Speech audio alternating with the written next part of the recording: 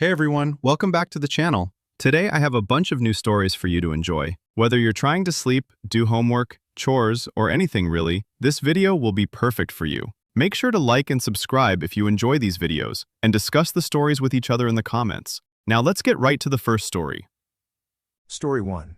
My wife went on a girls' trip with her rich friends, and came back pregnant by her best friend's husband, but her face froze when you know that feeling when your wife bounces into the room with that particular sparkle in her eyes?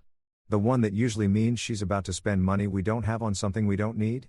Yeah.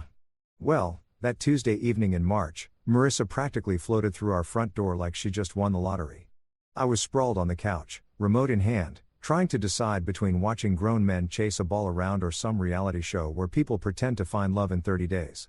Real tough choice there, honey, she squealed, and I swear the windows rattled. You're never going to believe what just happened. I muted the TV and braced myself. Last time she'd said those exact words, we'd ended up with a timeshare in Florida that we visited exactly once. The time before that, she'd signed us up for ballroom dancing lessons that made me look like a seizure victim having a particularly bad episode. Clara just called.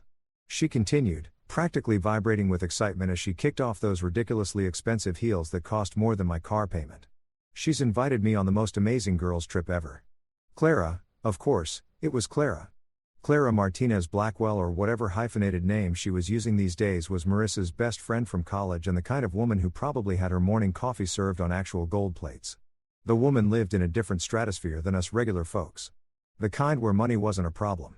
It was just a tool you used to solve minor inconveniences. Let me guess, I said, already knowing this was going to hurt my wallet somehow.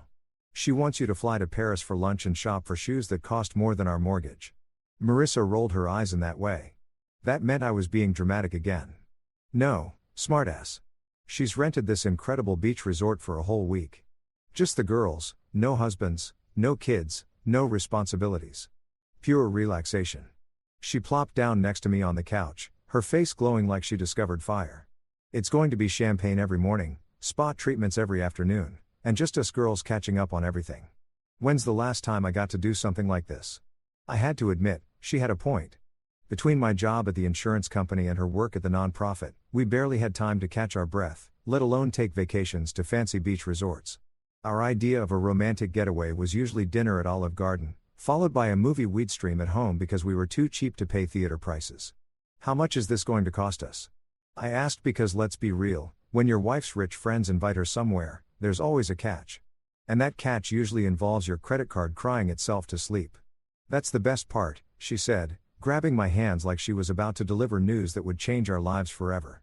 Claire is covering everything. The resort, the food, the drinks, even the spa treatments. She said she just booked the whole place and wants her closest friends there to celebrate. Celebrate what? Marissa shrugged. I don't know. Life being awesome. Does it matter? I had to laugh. Only Clara would spend what was probably my annual salary on a week-long party just because she felt like it. Her husband, Victor, made some kind of ridiculous money in tech or finance or whatever it is that rich guys do when they wear suits that cost more than my car. I'd met him a few times at dinner parties and charity events that Marissa dragged me to. And he seemed decent enough. The kind of guy who remembered your name and actually listened when you talked, which was more than I could say for most of the stuffed shirts in their circle. So, when is this magical mystery tour happening? I asked. Next week, she said, and I could practically see her mentally packing already. Clara said it was last minute because someone else canceled and she didn't want the reservation to go to waste. Of course, it was next week. Rich people operated on a different timeline than the rest of us. They could just drop everything and jet off to paradise whenever the mood struck. Meanwhile, I'd have to sweet talk my boss into letting me take a sick day if I wanted to sleep in on a Tuesday. The next few days were a whirlwind of shopping and preparation that would have made a military operation look casual. Marissa bought new dresses, new swimsuits, new everything. She got her hair done, her nails done, and probably a few other things done that I didn't want to think about too hard. By the time she was ready to leave, our bedroom looked like a boutique had exploded in it. Are you sure you have enough stuff? I asked, watching her try to cram what looked like half of Nordstrom into 2 suitcases. Very funny, she said, but she was smiling. She looked happier than I'd seen her in months. And honestly, that made the credit card damage almost worth it. Almost. The morning she left, she was practically bouncing off the walls with excitement. She'd been up since 5 o'clock, double-checking everything and making sure she hadn't forgotten anything important. I made her coffee and toast, which she barely touched because she was too excited to eat. "You're going to have an amazing time," I told her, and I meant it. She deserved this. We both worked hard, and if her rich friend wanted to spoil her for a week, who was I to complain? She threw her arms around me and kissed me like we were in some romantic movie. "I'm going to miss you so much," she said. "But I promise I'll call every night and tell you all about it. Just promise me you won't come back with any crazy ideas about redecorating the house with seashells or something," I said. She laughed and kissed me again. No promises. The Uber arrived right on schedule because, of course, Clara had arranged for premium transportation to the airport. I helped load her bags, which took longer than it should have because she'd packed like she was planning to relocate permanently to this beach resort. "Have fun," I told her as she climbed into the car. "Don't do anything I wouldn't do." "That doesn't leave me with many options," she shot back with a grin. I watched the car disappear down our street, taking my wife off to paradise with her rich friends. The house felt empty without her energy filling it up, but I was genuinely happy for her. She deserved a week of being pampered and treated like royalty, even if it was at some resort I couldn't even pronounce the name of. I had no idea that I was watching my marriage drive away in that Uber. Had no clue that the woman who'd kissed me goodbye with such excitement would come back carrying secrets that would destroy everything we'd built together. All I knew was that my wife was going to have the time of her life, and I was going to spend the week eating cereal for dinner and watching sports without anyone judging my life choices. If I'd known what was really going to happen on that once-in-a-lifetime girls' trip, I would have chained her to the couch. But hindsight's 20/20, and at the time, all I could see was my wife's happiness as she headed off to what I thought would be a harmless week of girl talk and overpriced cocktails. Boy, was I wrong. So, there I was, living the bachelor life for a whole 12 hours. And let me tell you, it was everything I'd forgotten it could be. I ate pizza straight from the box while standing in my underwear at the kitchen counter, left my socks wherever they landed, and watched 3 consecutive hours of a show about guys building motorcycles. Pure bliss, right? Wrong. Because around 9 o'clock that first night, I started missing her laugh echoing through the house. That's when my phone buzzed with a FaceTime call. And there she was, my gorgeous wife, looking like she'd stepped out of some tropical magazine spread. The screen was filled with her sun-kissed face.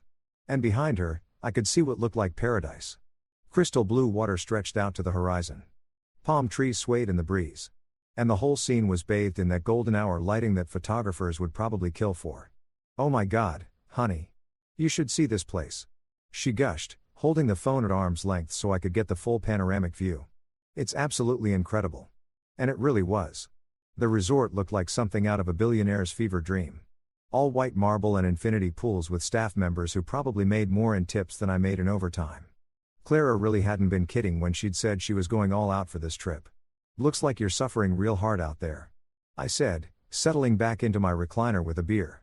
"I can see how this is just terrible for you." She giggled and I could hear other women's voices in the background. Her fellow escapees from reality.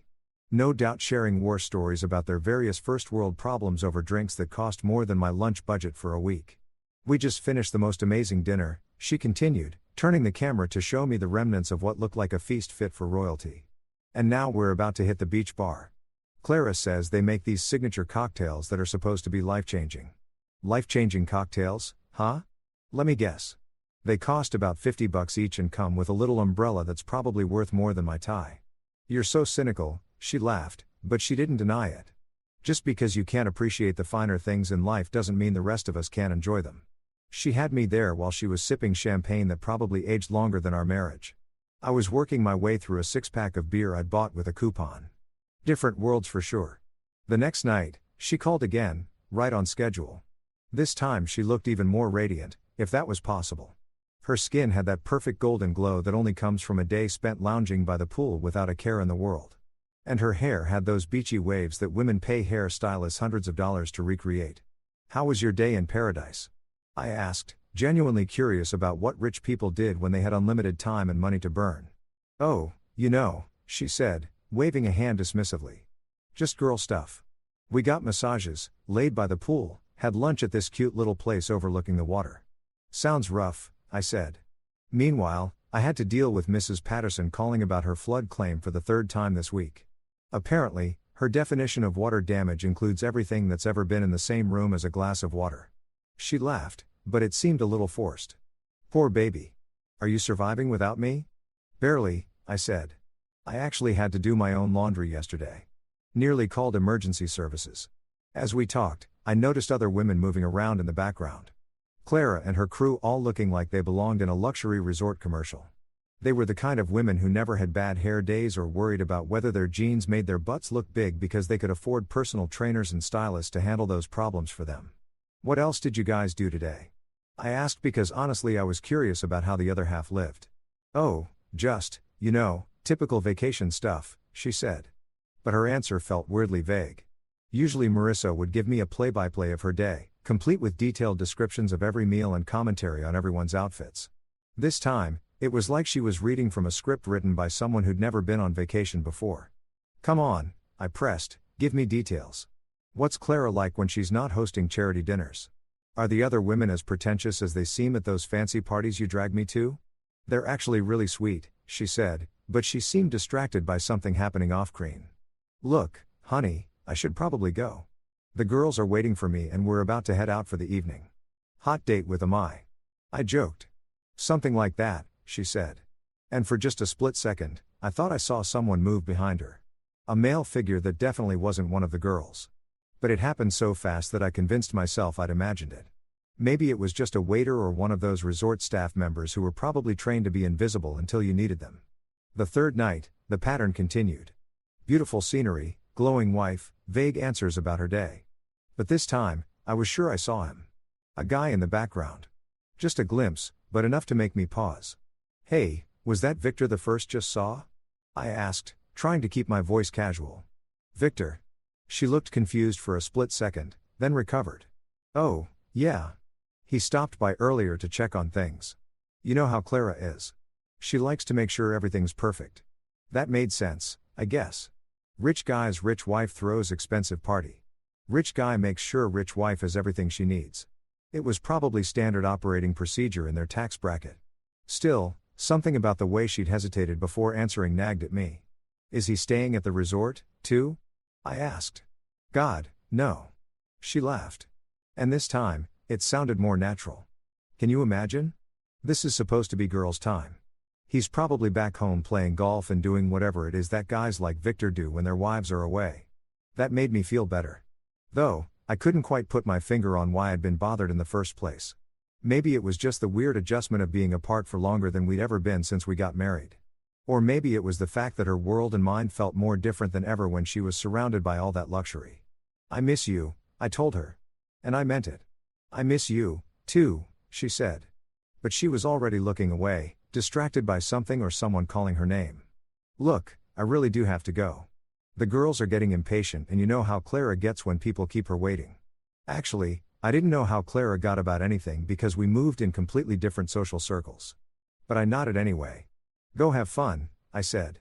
Just remember what happens in paradise better stay in paradise or I'm trading you in for a younger model. She laughed, but something about it didn't quite reach her eyes. Very funny. Love you. Love you, too. The screen went black, leaving me alone with my beer and the nagging feeling that something wasn't quite right. But what did I know about girls' trips to expensive resorts? Maybe this was just how rich people vacationed, all mysterious and glamorous with vague stories and expensive cocktails. I shook off the weird feeling and went back to my motorcycle show. After all, what could possibly go wrong on a simple girls' trip? Famous last words right there. You know how when you've been looking forward to something for so long that when it finally happens, it almost feels anticlimactic. That's exactly how I felt sitting in the arrivals area at the airport, holding one of those cheesy welcome home signs I'd made as a joke. I'd even drawn little stick figures of us on it with hearts floating around our heads because I'm nothing if not a romantic genius. I'd been counting down the days like some lovesick teenager planning this whole elaborate homecoming. I'd cleaned the house until it sparkled, bought her favorite flowers, and even attempted to cook something that didn't come from a box or require a microwave. The lasagna was probably going to give us both food poisoning. But hey, it's the thought that counts, right? When I finally spotted her coming down the escalator, my heart did that stupid flutter thing that still happened even after all these years of marriage. She looked incredible, tanned, relaxed, wearing this flowy white dress that made her look like some kind of beach goddess. Her hair was lighter from the sun, and she had that effortless vacation glow that made me remember why I'd fallen for her in the first place. There's my world traveler, I called out, holding up the ridiculous sign, and probably embarrassing her in front of all the other sophisticated travelers who definitely didn't make arts and crafts projects for airport pickups. But instead of the huge smile and running leap hug I was expecting, she just walked over like she was reporting for duty or something. She kissed my cheek, not my lips, and said, "Hi, honey," in the same tone someone might use to acknowledge the mailman. "That's it?" I asked, genuinely confused. I don't get the full rom-com airport reunion scene. I made a sign and everything. She glanced at the sign and managed what I can only describe as a polite smile. The kind you give to your dentist when he tells you that you need to floss more. "It's very nice," she said, but she was already looking around for the exit. The drive home was weird, like really weird. Usually after any kind of trip, even just a weekend visiting her parents, Marissa would talk my ear off about everything that happened. She'd give me a minute-by-minute breakdown of who said what they ate, who wore the ugliest outfit, the whole 9 yards. I'd learned to just nod and make appropriate noises at the right moments because honestly, I loved hearing her get excited about stuff. But this time, radio silence. She just stared out the window like she was seeing our neighborhood for the first time. Or maybe like she was already missing wherever she'd just been. Her phone was in her lap and I swear she checked it about every 30 seconds, which was strange because Marissa usually complained about being too connected to technology. So I said, trying to break the ice, "Was the resort as amazing as it looked in those pictures you sent?" She said, still looking out the window. Very nice. Very nice." That was it. This from the woman who once gave me a 45-minute detailed review of a chain restaurant because they brought her the wrong salad dressing. And the girls? How was Clara? Did she live up to her reputation as the ultimate hostess? She was fine, Marissa said, shifting in her seat. They were all fine. I tried a different approach. "Come on, give me something here. Did anyone have any drama? Surely someone's Botox went wrong or their fake eyelashes fell into the soup or something. These are your rich friends we're talking about. There had to be at least one meltdown over thread count or champagne temperature." She finally looked at me and for just a second I saw something flash across her face. Guilt. Panic. But it was gone so fast I almost thought I'd imagined it. Nothing like that happened. She said it was just relaxing, spa stuff and pool time. Not really exciting enough for a full recap. Not exciting enough. This was Marissa we were talking about, the woman who once spent an entire evening telling me about a conversation she'd overheard in the grocery store checkout line. Everything was exciting enough for a full recap when it came to my wife. When we got home, I carried her bags in while she kind of wandered around the house like she was taking inventory. I'd spend hours making sure everything was perfect. Flowers on the counter, candles lit in the bedroom. Even that fancy bottle of wine we'd been saving for a special occasion chilling in the fridge. "Welcome home, beautiful," I said, gesturing around at my handiwork like some demented game show host. "I know it's not as fancy as your 5-star resort, but it's got something that place didn't have." "What's that?" she asked, and I could swear she looked almost nervous about my answer. "Me?" I said, going for charming, but probably landing somewhere closer to cheesy. "Your devastatingly handsome husband who missed you like crazy and may have burned dinner in your honor." That got a small smile out of her, the first real one since she'd gotten off that plane. "You cooked?" I attempted to cook. I corrected. Whether it's actually edible remains to be seen. But hey, if we die from food poisoning, at least we'll go together, right? "Romantic," she said. But she was already heading toward the stairs. "I think I'm going to take a shower first if that's okay. I feel like I've got airplane germs all over me." "Sure," I said, trying not to feel deflated. "Take your time. I'll keep dinner warm." She disappeared upstairs and I heard the bathroom door close, followed by the sound of the lock clicking, which was weird because Marissa never locked the bathroom door when it was just us. Hell, half the time she left it open while she was getting ready, chattering away about her day while she did her makeup. I stood there in our kitchen, surrounded by flowers and candles and the lingering smell of my culinary disaster, feeling more alone than I had during the entire week she'd been gone. Something was definitely off, but I couldn't put my finger on what it was. Maybe she was just tired from traveling, or maybe the adjustment from luxury resort life back to our regular existence was harder than expected. When she finally came downstairs, she was wearing her oldest, most comfortable pajamas and had pulled her hair back in a messy bun. She looked more like herself, but there was still something distant about her, like she was physically present, but mentally still somewhere else entirely. "Dinner smells." She paused, probably searching for a diplomatic way to describe whatever horror I'd created in the kitchen. "Interesting. That's one word for it," I said. I was going for edible, but I'll take interesting. We sat down to eat, and I kept waiting for her to open up to tell me about her week, to act like the woman I'd married instead of this polite stranger who happened to look exactly like my wife. But she just picked at her food and made small talk about the weather and asked about my work week like we were acquaintances catching up at a high school reunion. After dinner, she claimed she was exhausted and went to bed early. I found her curled up on her side of the bed, facing away from me, already pretending to be asleep, even though I could tell from her breathing that she wasn't. When I tried to put my arm around her, she tensed up and mumbled something about being tired. I lay there in the dark staring at the ceiling and trying to figure out what the hell had happened to my wife during her week in paradise, because the woman lying next to me might have looked like Marissa, might have sounded like Marissa, but she sure as hell wasn't acting like the woman I'd kissed goodbye at the airport a week ago. Something had changed during that trip. And whatever it was, it felt like it was sitting between us in bed like an invisible wall. I just had no idea how thick that wall was about to get. A month. A whole goddamn month of living with a stranger who happened to share my bed and my last name. 31 days of watching my wife go through the motions of being married to me while acting like I was some kind of roommate she barely tolerated. 31 days of increasingly awkward conversations, 4 smiles, and this weird tension that hung over our house like a fog that wouldn't lift. I tried everything I could think of to snap her out of whatever funk she was in. I brought home flowers, the expensive ones from the fancy florist, not the grocery store sad-looking bouquet. I suggested date nights, weekend getaways, even offered to take her to one of those pretentious restaurants she loved, where they served microscopic portions on plates the size of dinner tables. Nothing worked. She went through the motions, said all the right words, but it was like she was reading from a script written by someone who'd never actually been in love. The worst part was the phone thing. Jesus Christ, the phone thing was driving me insane. She'd always been attached to her phone. What woman wasn't these days? But this was different. This was obsessive. She carried it with her everywhere, clutched it like it contained the secrets of the universe, and God forbid I should happen to glance in its direction. She'd angle it away from me, turn the screen toward her body, and sometimes she'd even leave the room just to check her messages. Who keeps texting you? I'd asked one evening when her phone had buzzed for the 15th time during dinner. Just work stuff, she'd said, not even looking up from whatever was apparently more interesting than the conversation we weren't having. Since when does the nonprofit send urgent messages during dinner? Did someone discover a new way to save endangered butterflies that couldn't wait until morning? She'd given me one of those looks, the kind that said I was being unreasonable for expecting my wife to actually talk to me during meals. It's just busy right now, she'd said. And that was the end of that conversation. But this particular Tuesday morning, something was different. I could feel it the moment I walked into the kitchen. Marissa was sitting at our dining table, the one we bought at a garage sale and refinished together during our first year of marriage when we thought projects like that were romantic instead of just exhausting. She had her hands wrapped around a coffee mug like she was trying to absorb its warmth. And she was staring at the table like it held the answers to all of life's mysteries. "Morning, sunshine," I said, going for my usual cheerful husband routine, even though we both knew it was getting harder to pull off. "You're up early. Couldn't sleep."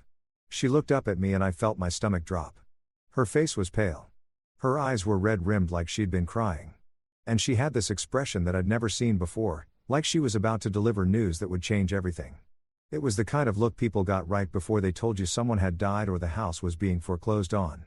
"We need to talk," she said, and her voice was barely above a whisper. For simple words that every husband in the history of marriage has learned to fear because "we need to talk" never preceded good news.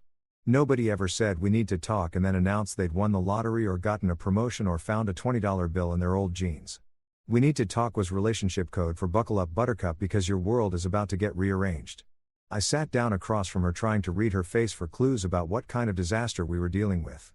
My mind started racing through possibilities. Had she lost her job? Were her parents sick? Had someone died? Was she having some kind of midlife crisis where she decided she needed to find herself by backpacking through Europe or taking up pottery? "Okay," I said, trying to sound calm, even though my heart was already picking up speed. "What's going on?" She took a shaky breath and her hands trembled so badly around the coffee mug that I thought she might drop it. "I'm pregnant," she whispered. And for about 3 seconds, my world tilted in the best possible way. Pregnant. We'd been trying for a baby for months, having those careful conversations about timing and finances, and whether we were ready to bring a tiny human into our messy, imperfect life. We'd bought pregnancy tests in bulk from Costco, like we were preparing for some kind of conception apocalypse. We'd tracked ovulation cycles and optimal timing until the whole thing started feeling more like a science experiment than romance. "Are you serious?" I asked, and I could feel this stupid grin spreading across my face. "Really? We're finally going to be parents." But she didn't smile back. She didn't throw herself into my arms or start crying happy tears or do any of the things I'd imagined she'd do when this moment finally came. Instead, she just sat there looking like she was about to throw up, and not in a cute morning sickness kind of way. "Marissa," I said, and something cold started creeping up my spine. "What's wrong? Aren't you happy about this?" She opened her mouth, closed it, then opened it again like a fish gasping for air. When she finally spoke, her voice was so quiet I had to lean forward to hear her. "It's not yours." The words hit me like a physical blow. I actually felt my chest constrict, like someone had reached into my ribcage and squeezed my heart with their fist. The kitchen seemed to tilt sideways, and for a moment, I wondered if I was having some kind of medical emergency, because surely this couldn't be real. Surely my wife hadn't just told me she was pregnant with another man's baby. "What did you just say?" I asked, because maybe I'd misheard. Maybe she'd said something else, something that didn't destroy everything I thought I knew about my life. She looked down at the table, tears streaming down her face. "Now the baby, it's not yours. Whose is it?" The question came out of my mouth before my brain had fully processed what was happening. I felt like I was watching this conversation from outside my body. Like this was happening to someone else and I was just a spectator to my own life falling apart. She was crying harder now. Ugly sobs that shook her whole body. "Victor's," she whispered. "Clara's husband." And there it was. The bomb that had been ticking away for a month finally exploded, taking our marriage, our future, our entire life together, and blowing it into tiny irreparable pieces. Victor, Clara's husband, Victor, who I'd shaken hands with at charity dinners and made small talk with about sports and the weather. Victor, who'd apparently done a lot more than just check on things during that girl's trip to paradise. I sat there staring at my wife, my pregnant wife, who was carrying another man's child, and tried to process information that my brain simply refused to accept. This had to be a mistake, a misunderstanding. Maybe she'd gotten confused about dates or timing or something. Anything other than what she was telling me.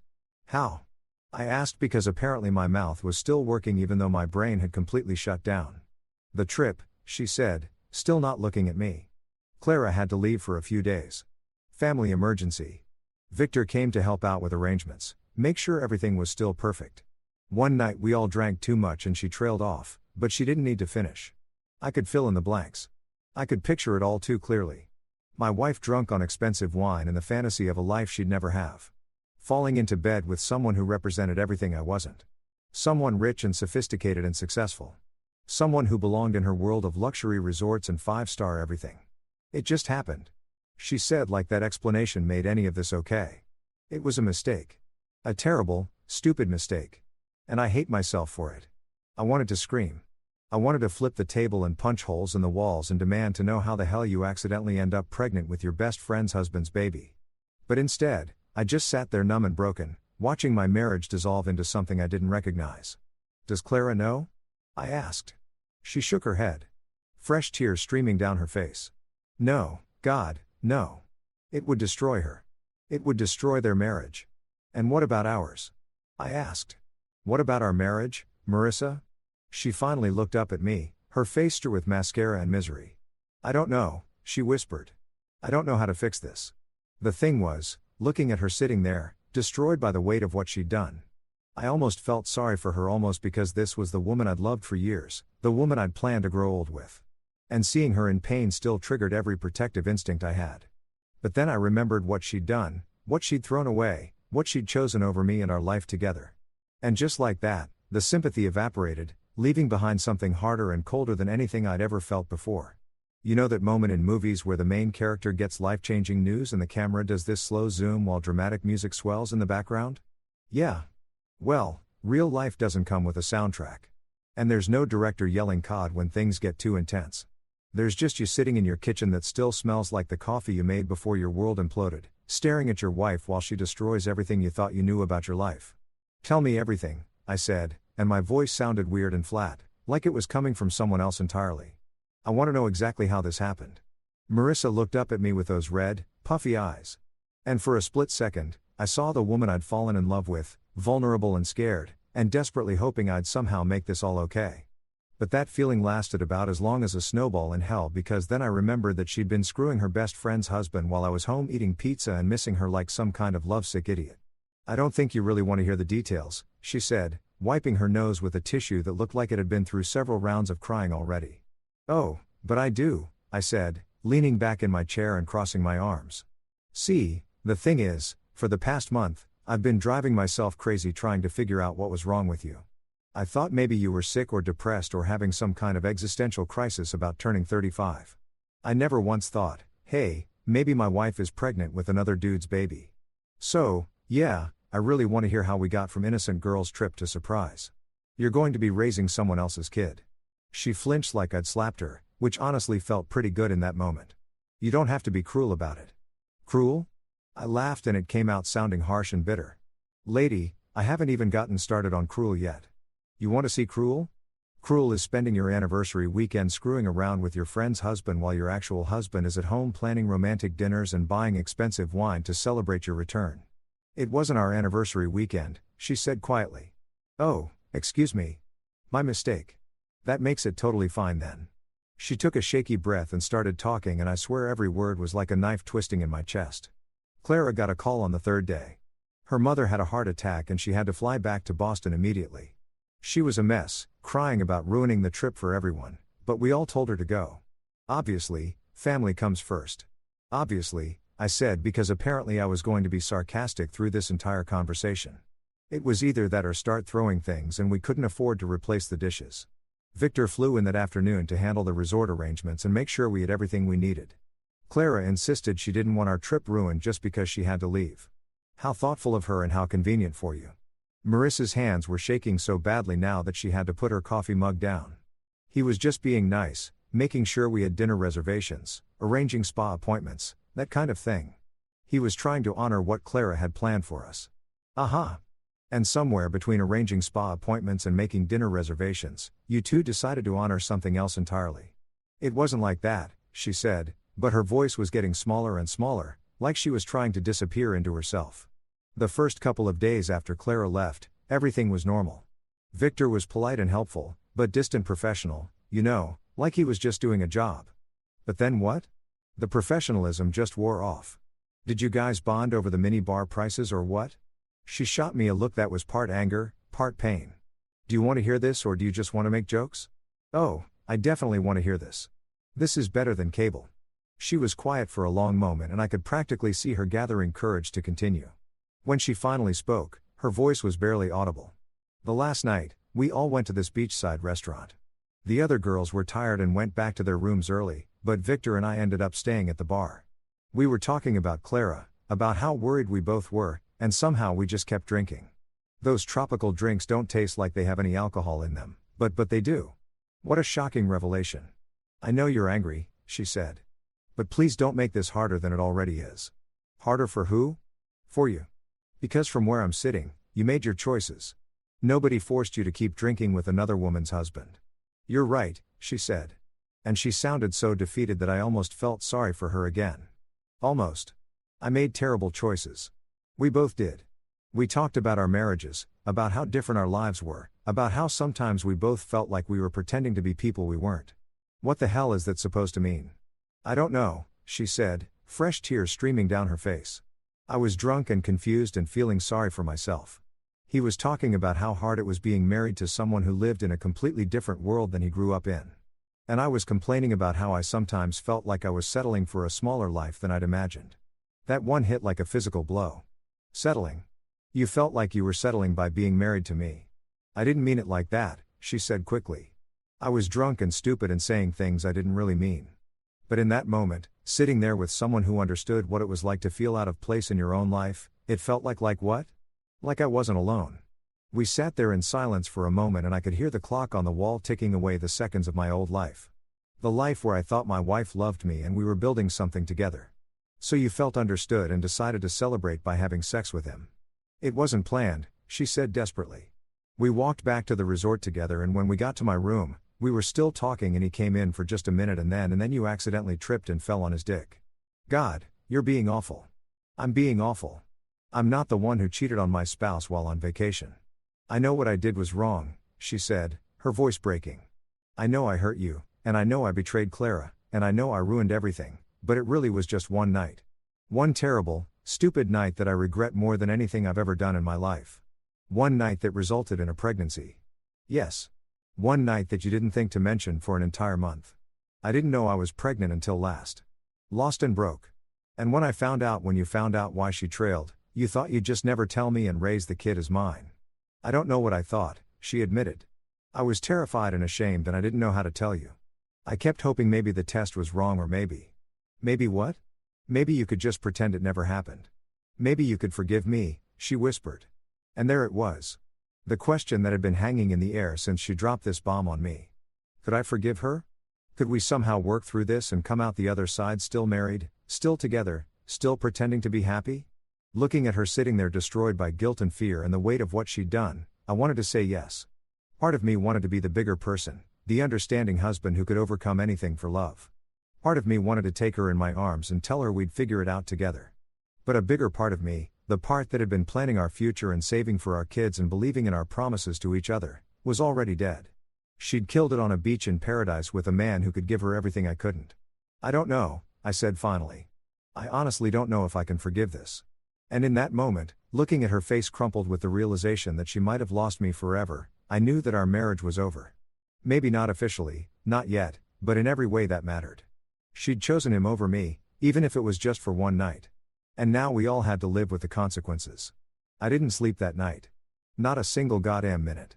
I lay there in what used to be our bed, staring at the ceiling while Marissa tossed and turned beside me, probably having nightmares about her perfect little world crashing down around her ears. Every time I closed my eyes, I saw them together. My wife and Victor drunk on expensive booze and the thrill of betraying the people who trusted them most. The worst part, I kept trying to convince myself that maybe I could get past this. Maybe we could go to counseling, work through our issues, and somehow rebuild what she destroyed. People survived infidelity all the time, right? There were entire industries built around helping couples recover from affairs. Maybe I could be one of those noble, forgiving husbands who rose above his pain for the sake of love. But every time I started down that path, I hit the same wall, the baby. Because this wasn't just about a one-night stand or a moment of weakness. This was about raising another man's child, looking at that kid every day for the rest of my life, and being reminded of what my wife had done. This was about family photos where I'd know the truth that nobody else could see. About birthday parties and Christmas mornings and college graduations built on a foundation of lies. Around 5 o'clock in the morning, I gave up on sleep and went downstairs to make coffee. My hands were shaking as I measured out the grounds, and I kept replaying Marissa's confession in my head, like some kind of twisted highlight reel. The way she described feeling understood by Victor, like I was some kind of emotional who couldn't comprehend her complex inner life. The way she'd talked about settling for a smaller life, like our marriage was some consolation prize she'd accepted because she couldn't do better. That's when it hit me. The thing that had been nagging at me since yesterday. Clara didn't know. She was walking around, probably planning dinner parties and charity events, completely oblivious to the fact that her husband had knocked up her best friend during what was supposed to be an innocent girls' trip. She was living in the same fool's paradise I'd been living in a month ago, trusting people who didn't deserve it. I found myself reaching for my phone before I'd fully decided what I was going to do. Clara's number was in my contacts from some dinner party planning committee Marissa had roped me into helping with last year. We'd exchanged maybe a dozen text messages total, mostly about logistics and timing, but I had her number. Did she deserve to know? Hell yes, she did. Did I have the right to tell her? That was a murkier question. But as I sat there in my kitchen at 5:30 in the morning, watching the sun come up on the worst day of my life, I decided that moral ambiguity was a luxury I couldn't afford. Someone needed to tell Clara the truth, and it sure as hell wasn't going to be Marissa, who seemed more concerned about preserving her friendships than taking responsibility for what she'd done. I waited until 8 o'clock, figuring that was a reasonable time to call someone with devastating news because apparently I still had some sense of social etiquette even in the middle of my personal apocalypse. Hello. Clara's voice was bright and cheerful. Probably because she thought she was getting a friendly morning call from her best friend's husband. Maybe she thought I was calling to thank her for the amazing trip she'd given Marissa or to chat about some upcoming social event. Hi, Clara. It's me, Marissa's husband, I said, realizing I sounded like I was introducing myself to someone I'd never met, which was basically accurate since all our previous interactions had been surface-level pleasantries at parties where we were both just playing our assigned roles as supportive spouses. Oh, hi. She sounded genuinely pleased to hear from me. How are you? How's Marissa? I've been meaning to call her, but things have been so crazy since I got back from Boston. My mother's doing much better, thank goodness. But the whole experience was just exhausting. And there it was. The perfect opening to destroy her day, her marriage, and probably her entire worldview. Actually, that's kind of why I'm calling. I said, trying to figure out how to ease into this conversation. How do you tell someone their husband cheated on them? Was there a protocol for this kind of thing? Is everything okay? Her voice had changed, picking up on the tension in mine. You sound serious, Clara. I need to tell you something, and it's going to be really hard to hear, but I think you deserve to know. There was a pause, and I could practically hear her brain switching gears, preparing for bad news. What is it? It's about the trip. About what happened after you had to leave? Another pause, longer this time. What about it? I took a deep breath and jumped off the cliff. Marissa is pregnant and the baby, it's not mine. The silence that followed was so complete, I thought the call might have dropped. I could hear her breathing quick and shallow, like she was hyperventilating. I'm sorry, what did you just say? Her voice was barely above a whisper. The baby is Victor's, I said, because apparently once you start dropping truth bombs, you might as well make sure they hit their target. They slept together while you were in Boston dealing with your mother's emergency. That's not possible, she said. But her voice was shaking now. Victor was just helping out. He was being supportive. He would never. Clara, I'm not making this up. Marissa told me everything yesterday. They got drunk on the last night and one thing led to another. I heard her make a sound that was somewhere between a gasp and a sob. Are you absolutely sure? Are you sure she's not mistaken or confused? Or she's sure, I said. And so am I. The sound that came through the phone next was unlike anything I'd ever heard. A wail of pure anguish that made my chest tighten with sympathy even in the middle of my own pain. This was a woman's world collapsing in real time. And I was the one holding the demolition charges. Oh God, she whispered. Oh God, oh God, oh God, Clara, I'm sorry. I'm so sorry to have to tell you this, but I thought you deserved to know. How long have you known? She asked, and her voice was getting stronger now, harder. I could hear the anger starting to build underneath the shock. Since yesterday, Marissa just told me and she was never going to tell me, was she? She was just going to let me go on being friends with her, hosting dinner parties for her, treating her like family while she was carrying my husband's baby. I don't know what she was planning, I said. Though, honestly, I had a pretty good idea. Marissa had probably been hoping she could somehow make this whole situation disappear. Maybe pass the baby off as mine and go on living her double life. Where is she now? Clara asked. Upstairs. Still sleeping, I think. And where's Victor? I have no idea. Probably at your house, getting ready for work like nothing happened. I heard something crash in the background, followed by Clara shouting Victor's name in a voice that could have shattered glass. Then the line went dead. I sat there staring at my phone, knowing I'd just set off a chain reaction that was going to destroy at least 2 marriages and probably ruin several friendships. But for the first time since Marissa had dropped her bomb on me yesterday, I felt something that might have been satisfaction because Clara deserved to know the truth just like I had. And Victor deserved to face the consequences of what he'd done, just like Marissa was about to. Within 10 minutes, my phone started buzzing with text messages. First from a number I didn't recognize, probably Victor trying to do damage control.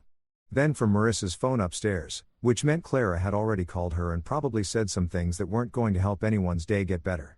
I deleted Victor's messages without reading them and ignored Marissa's frantic texting.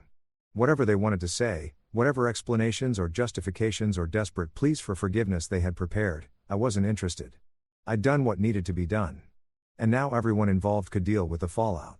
Because here's the thing about secrets. They're like cancer. They might stay hidden for a while, growing quietly in the dark, but eventually they always come to light. And when they do, they destroy everything they touch. I'd just chosen to be the surgeon instead of waiting for the disease to kill us all slowly. The sound of Marissa's feet hitting the floor upstairs told me my peaceful morning was about to end. In a few minutes, she'd come downstairs and demand to know why I'd betrayed her by telling Clara the truth. She'd probably cry and scream and accuse me of being vindictive and cruel. And you know what? She'd be right. I was being vindictive and cruel. But after what she'd done to me, to us, to the future we'd planned together, I figured I'd earn the right to a little vindictiveness. Sometimes the truth is the cruelest weapon of all, and sometimes that's exactly what people deserve. The sound of Marissa's feet pounding down the stairs was like a countdown to an explosion. I could tell from the rhythm, quick, panicked, desperate, that she'd gotten Clara's call and was about to unleash hell in our kitchen.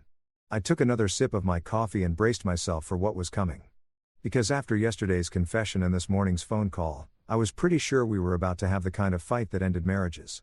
She appeared in the doorway like some kind of avenging angel, except instead of bringing divine justice, she was bringing accusation and fury. Her hair was a mess.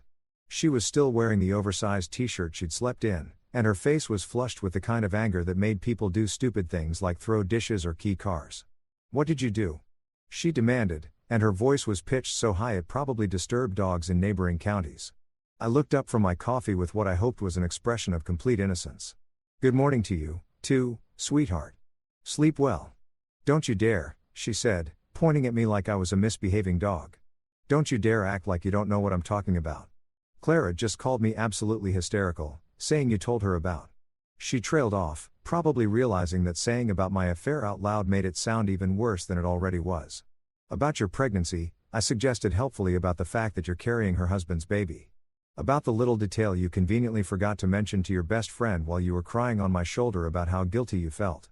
Her mouth opened and closed a few times like she was a fish trying to breathe air. For a moment, she just stood there in our kitchen doorway, frozen in this expression of complete disbelief. It was like her brain couldn't process the fact that I'd actually done what any rational person would do in this situation, told the truth to someone who deserved to hear it. "How could you do that?"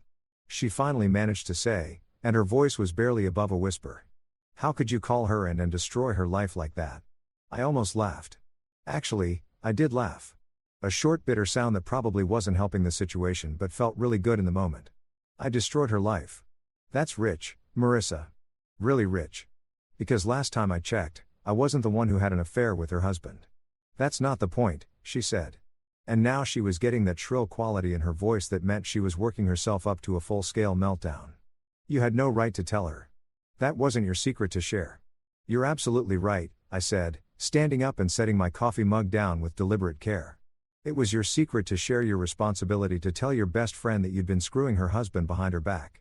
But since you seemed perfectly content to let her go on living in ignorance while you figured out how to spin this whole situation to your advantage, I figured someone needed to step up and do the right thing." "The right thing?" She was full-on shrieking now, her face turning red with indignation. "The right thing would have been letting me handle this my own way, in my own time." "Your own way," I repeated. "You mean the way where Claren never finds out and you somehow convince me to raise Victor's kid as my own while you all continue playing happy families at dinner parties and charity events?" "I never said that. You didn't have to say it. It was written all over your face every time I asked what your plan was. You were hoping this would all just magically work itself out, weren't you? Maybe you thought I'd be so grateful to finally be a dad that I wouldn't care whose DNA the kid actually had." She was crying now. Ugly sobs that shook her whole body. But I felt absolutely no sympathy for her. Zero. Because this was exactly the kind of crocodile tears routine she'd been pulling for the past month, acting like she was the victim in this situation instead of the person who'd caused it. "You don't understand," she said between sobs. "Clara and I have been friends since college. She's like a sister to me. This is going to destroy our friendship." "Good," I said, and I meant it. "Your friendship should be destroyed. You want to know why? Because friends don't sleep with each other's husbands. Friends don't keep life-altering secrets from each other. And friends definitely don't throw each other under the bus when the truth finally comes out." "I wasn't throwing anyone under the bus." "No. Then what were you doing?" "Because from where I'm standing, it looks like you were perfectly happy to let Clara go on trusting her husband and believing in her marriage while you sat on the biggest bombshell in the history of your friendship." My phone buzzed with another text message, probably from Victor trying to explain himself or apologize or whatever it is that cheating husbands do when their worlds collapse.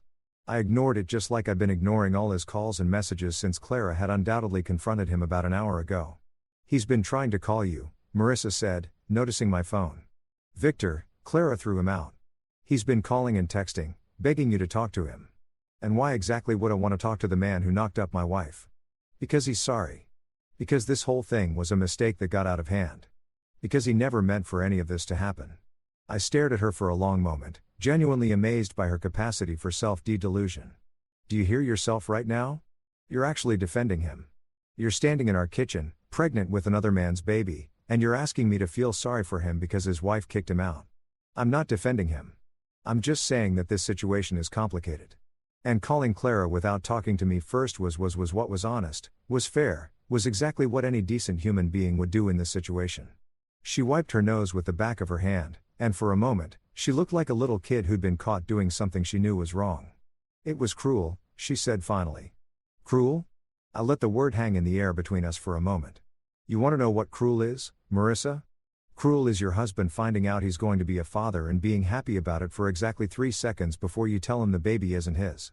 Cruel is lying to your best friend's face for a month while you figure out how to manage the fallout from your affair. Cruel is asking the man whose life you just destroyed to keep your secrets and protect your reputation. I never asked you to do any of that. You didn't have to ask. You just assumed I would because that's what good little husbands do, right? They clean up their wives' messes and pretend everything is fine for the sake of appearances. The kitchen fell silent except for the sound of her crying and the distant hum of traffic outside. We stood there staring at each other across the space that used to be our shared life. And I could see the exact moment when she realized that this wasn't something we were going to work through. This wasn't a bump in the road or a rough patch or any of the other euphemisms people used when they didn't want to admit their marriage was over. So, what happens now? She asked. And her voice was small and defeated. Now you get to live with the consequences of your choices. Now Clara gets to decide whether she wants to try to rebuild her marriage or start over. Now Victor gets to explain to his friends and family why his wife kicked him out.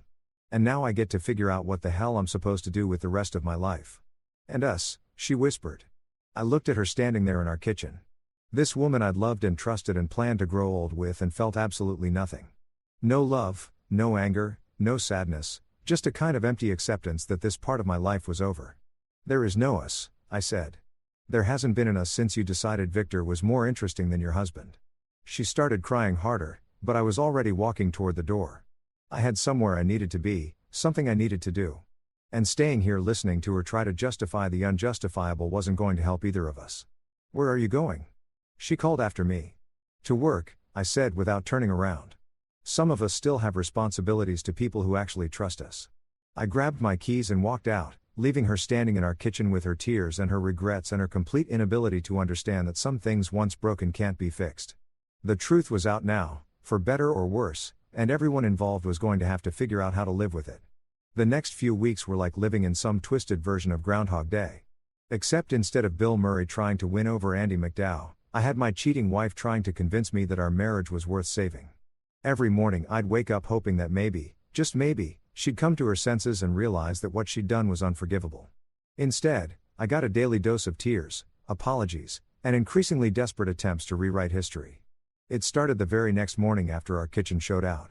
I came downstairs to find her sitting at the dining table with what looked like a carefully prepared speech written on a legal pad. Because apparently when your marriage is falling apart, who should forgive you for carrying another man's baby? I've been thinking all night, she said, looking up at me with eyes that were still red and puffy from crying. About us, about our future, about how we can move past this. Move past this, I repeated, pouring myself coffee and trying to pretend this was a normal Tuesday morning conversation. You mean move past the part where you cheated on me, or move past the part where you're pregnant with someone else's kid? Because those seem like pretty big obstacles to just skip over. I know what I did was wrong, she said, reading from her notes like she was giving a presentation to the board of directors. I know I hurt you and betrayed your trust, but people make mistakes and marriages survive infidelity all the time. We can get through this if we both want to. I sat down across from her, genuinely curious about what kind of mental gymnastics she performed to reach this conclusion. Okay, I'll bite. How exactly do you see this working? You give birth to Victor's baby, we pretend it's mine, and we all live happily ever after. The baby doesn't have to change anything, she said. And I swear she actually believed what she was saying. Plenty of couples raise children that aren't biologically related to both parents, step families, adoption, sperm donors.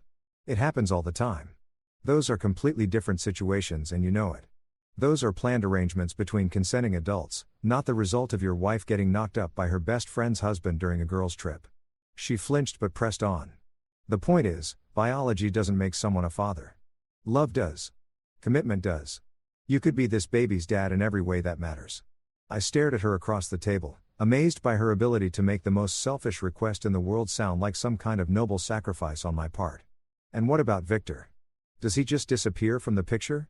Does he sign away his parental rights and pretend his kid doesn't exist? We haven't worked out all the details yet, she said, which was apparently code for. I'm making this up as I go along and hoping you're desperate enough to buy it. Who's we? Are you and Victor having planning sessions about how to manage your love child? No, she said quickly. I haven't talked to him since it happened. Clara made it very clear that any contact between us would result in legal action. That was interesting. I'd wondered how the other half of this disaster was handling their own marital implosion. Apparently, Clara wasn't messing around when it came to consequences. So, let me get this straight. I said, you want me to forgive you for cheating? Agree to raise another man's child as my own and do all of this without any input from the actual biological father who's currently persona non grata in his own marriage. Does that about sum up your master plan? I want us to try, she said, and her voice was getting that pleading quality that meant she was about to start crying again. I want us to go to counseling and work through this and come out stronger on the other side. Stronger, I laughed and it came out sounding harsh and bitter. Marissa, you didn't just cheat on me. You didn't just have a meaningless one-night stand that we could potentially work through with enough therapy and time. You created a permanent reminder of your betrayal. Every time I look at that kid, I'm going to remember what you did. Every birthday party, every Christmas morning, every school play, I'm going to be thinking about how you chose someone else over me. She was crying now. Ugly sobs that shook her whole body. But it was just one night, one stupid, drunken mistake that I regret more than anything I've ever done in my life. A mistake that's going to last for 18 years. A mistake that's going to grow up and call me daddy while looking exactly like the man who destroyed our marriage. You don't know what the baby will look like, she said weakly. Come on, Marissa. Victor's got those dark eyes and that Mediterranean complexion. If this kid comes out looking anything like him, everyone's going to know the truth anyway. Did you really think you could pass off a little Victor clone as mine? She didn't answer, which was answer enough. She'd been hoping for a miracle, some genetic lottery that would let her pretend this whole situation never happened. Over the next few days, the begging intensified. She started leaving little notes around the house, in my briefcase, taped to the bathroom mirror, stuck to the steering wheel of my car. They all said variations of the same thing. I'm sorry. Please forgive me. We can work through this. I love you. It was like being haunted by the ghost of our marriage, except the ghost was very much alive and making my morning coffee routine really annoying. She tried the romantic approach, cooking elaborate dinners that she barely touched while staring at me across the table with hopeful eyes. She tried the practical approach, making lists of all the reasons why staying together made financial sense. She even tried the guilt approach, suggesting that divorcing her while she was pregnant made me the bad guy in this situation. Everyone's going to think you abandoned me in my time of need, she said one evening while I was trying to watch the news in peace. Let them think whatever they want, I said without looking away from the TV. Anyone who knows the truth will understand why I left. But what about people who don't know? What about your coworkers, your family, or friends? They're going to think you're a monster for leaving your pregnant wife. Are you seriously trying to guilt me into staying married to you because you're worried about what people will think? I'm trying to point out that divorce isn't going to solve anything. You're still going to have to deal with the gossip and the judgment and the awkwardness. At least if we stay together, we can control the narrative. Control the narrative. Like our marriage was some kind of PR campaign that needed better messaging. Like the problem wasn't what she'd done, but how other people perceived what she'd done. You know what I said, finally looking at her? You're right. People are going to talk. They're going to speculate and gossip and probably come up with theories that are even worse than the truth. But you know what they're not going to do? They're not going to have to wake up every morning next to someone who betrayed them. They're not going to have to pretend to love a child that represents the worst moment of their marriage. They're not going to have to spend the rest of their lives wondering when it might happen again. It won't happen again, she said desperately. I swear to you, nothing like this will ever happen again. You're right, I said, standing up and heading for the stairs because I'm not going to give you the chance. I'd already started looking at apartments online, checking my finances, and mentally preparing for the conversation with a divorce lawyer. I just hadn't told her yet because some small part of me was curious to see how far she'd go to try to save something that was already dead. The answer apparently was pretty far because the next morning I found her in the kitchen with pregnancy brochures spread across the table talking about how we could take parenting classes together and pick out nursery furniture and plan for our future as a family. Our future as if we had one. As if I was going to spend the next 18 years pretending to be grateful for the opportunity to raise her lover's child. That's when I knew it was time to put us both out of our misery and end this charade once and for all. There's something weirdly liberating about making a decision that you know is going to hurt like hell, but also set you free. It's like finally deciding to get a root canal. You know it's going to suck, but at least the constant pain will stop. That's exactly how I felt the morning I decided to pull the trigger on divorce papers instead of listening to another one of Marissa's speeches about second chances and the healing power of love. I'd spent the weekend apartment hunting, which was about as depressing as it sounds. Turns out that when you're a middle-aged insurance adjuster looking for a place to live after your wife destroys your marriage, your options are pretty limited. I could afford either a decent apartment in a sketchy neighborhood or a crappy apartment in a decent neighborhood, but not both. I went with decent neighborhood and crappy apartment because at my age, I figured I needed all the safety I could get. The place I settled on was a one-bedroom unit in a complex that looked like it had been built during the Carter administration and hadn't been updated since. The carpet was beige, the appliances were harvest gold, and the bathroom had the kind of shower that made you feel like you were being misted rather than actually cleaned. But it was mine, or would be mine once I signed the lease and figured out how to tell my wife that I was leaving. Monday morning, I called in sick to work, which wasn't technically a lie because the thought of going to the office and pretending everything was normal made me physically nauseous. Instead, I drove to the law office of Mitchell & Associates, which specialized in divorce cases and had decent reviews on Google, because apparently that's how people choose lawyers these days, the same way they pick restaurants and plumbers. Robert Mitchell turned out to be exactly what you'd expect from a divorce attorney. Sharp suit, sharper attitude, and the kind of handshake that let you know he'd seen every variation of marital disaster imaginable. He listened to my story without judgment, took notes on a legal pad that probably cost more than my monthly car payment, and gave me the kind of straightforward advice that I'd been hoping for. "This is pretty cut and dried," he said, leaning back in his leather chair. "Adultery is still grounds for divorce in this state, and pregnancy by another man certainly qualifies as irreconcilable differences. The question is, what do you want to walk away with?" "My dignity," I said, "and as little drama as possible." He smiled, and it wasn't a particularly warm expression. In my experience, men who say they want as little drama as possible usually end up getting screwed in the settlement. "Are you sure you don't want to fight for half the house, alimony, pain, and suffering?" "I just want out," I told him. "She can have the house, the furniture, the wedding china. We never use all of it. I don't want anything that reminds me of this marriage." "What about the pregnancy? Do you want to establish paternity? Make sure you're not on the hook for child support." That was a conversation I'd been dreading, but it had to happen. "The baby isn't mine. I want that clearly established in the divorce decree, so there's no confusion later." He made more notes, probably calculating his fee based on how complicated this was going to get. "We'll need DNA testing once the child is born, assuming the biological father is willing to cooperate. If not, we can compel testing through the courts." "He'll cooperate," I said. "His wife already kicked him out. I don't think he's in a position to make demands." After 2 hours of paperwork and legal strategy, I walked out of that office feeling like I just bought my freedom for the cost of a small car. It was expensive, but some things are worth paying for, and peace of mind was definitely one of them. That evening, I sat Marissa down for what I knew would be our last real conversation as husband and wife. She must have sensed something was different because she'd spent the day cleaning the house and cooking my favorite dinner, like she was trying to remind me of all the domestic bliss I'd be giving up. "We need to talk," I said, and I saw her face immediately shift into panic mode. "If this is about the baby again, I already told you that we can work through this. There are support groups for couples dealing with infidelity, and I found this counselor who specializes in." "I want a divorce," I said, cutting her off before she could launch into another prepared speech about the healing power of professional therapy. The words hung in the air between us like a death sentence. She just stared at me for a long moment, her mouth slightly open like she couldn't quite process what I'd said. "You don't mean that," she said finally. "You're angry and you have every right to be, but divorce isn't the answer. We can fix this." "No, we can't," I said, and I was surprised by how calm my voice sounded. "Some things can't be fixed, Marissa. Some mistakes are too big to come back from." "But I love you," she said. And she started crying again. "I made a terrible mistake, but I love you. And that has to count for something." "It does count for something," I said. "It makes this harder than it needs to be.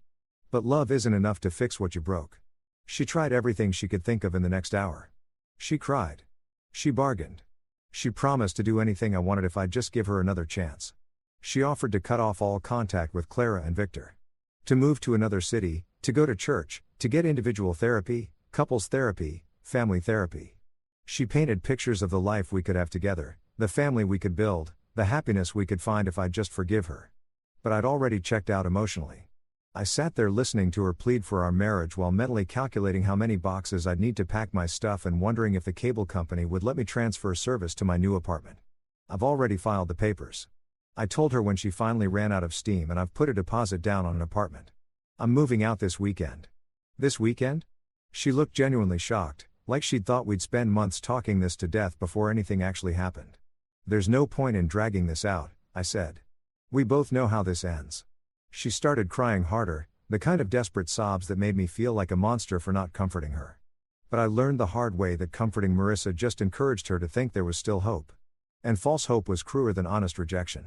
What about our friends? She asked. What about your family? What are we going to tell everyone? We're going to tell them the truth, I said. You had an affair. You got pregnant. And our marriage couldn't survive it. Simple as that. People are going to judge me, she said. They're going to think I'm a terrible person. Some probably will. I agreed. But that's not my problem anymore.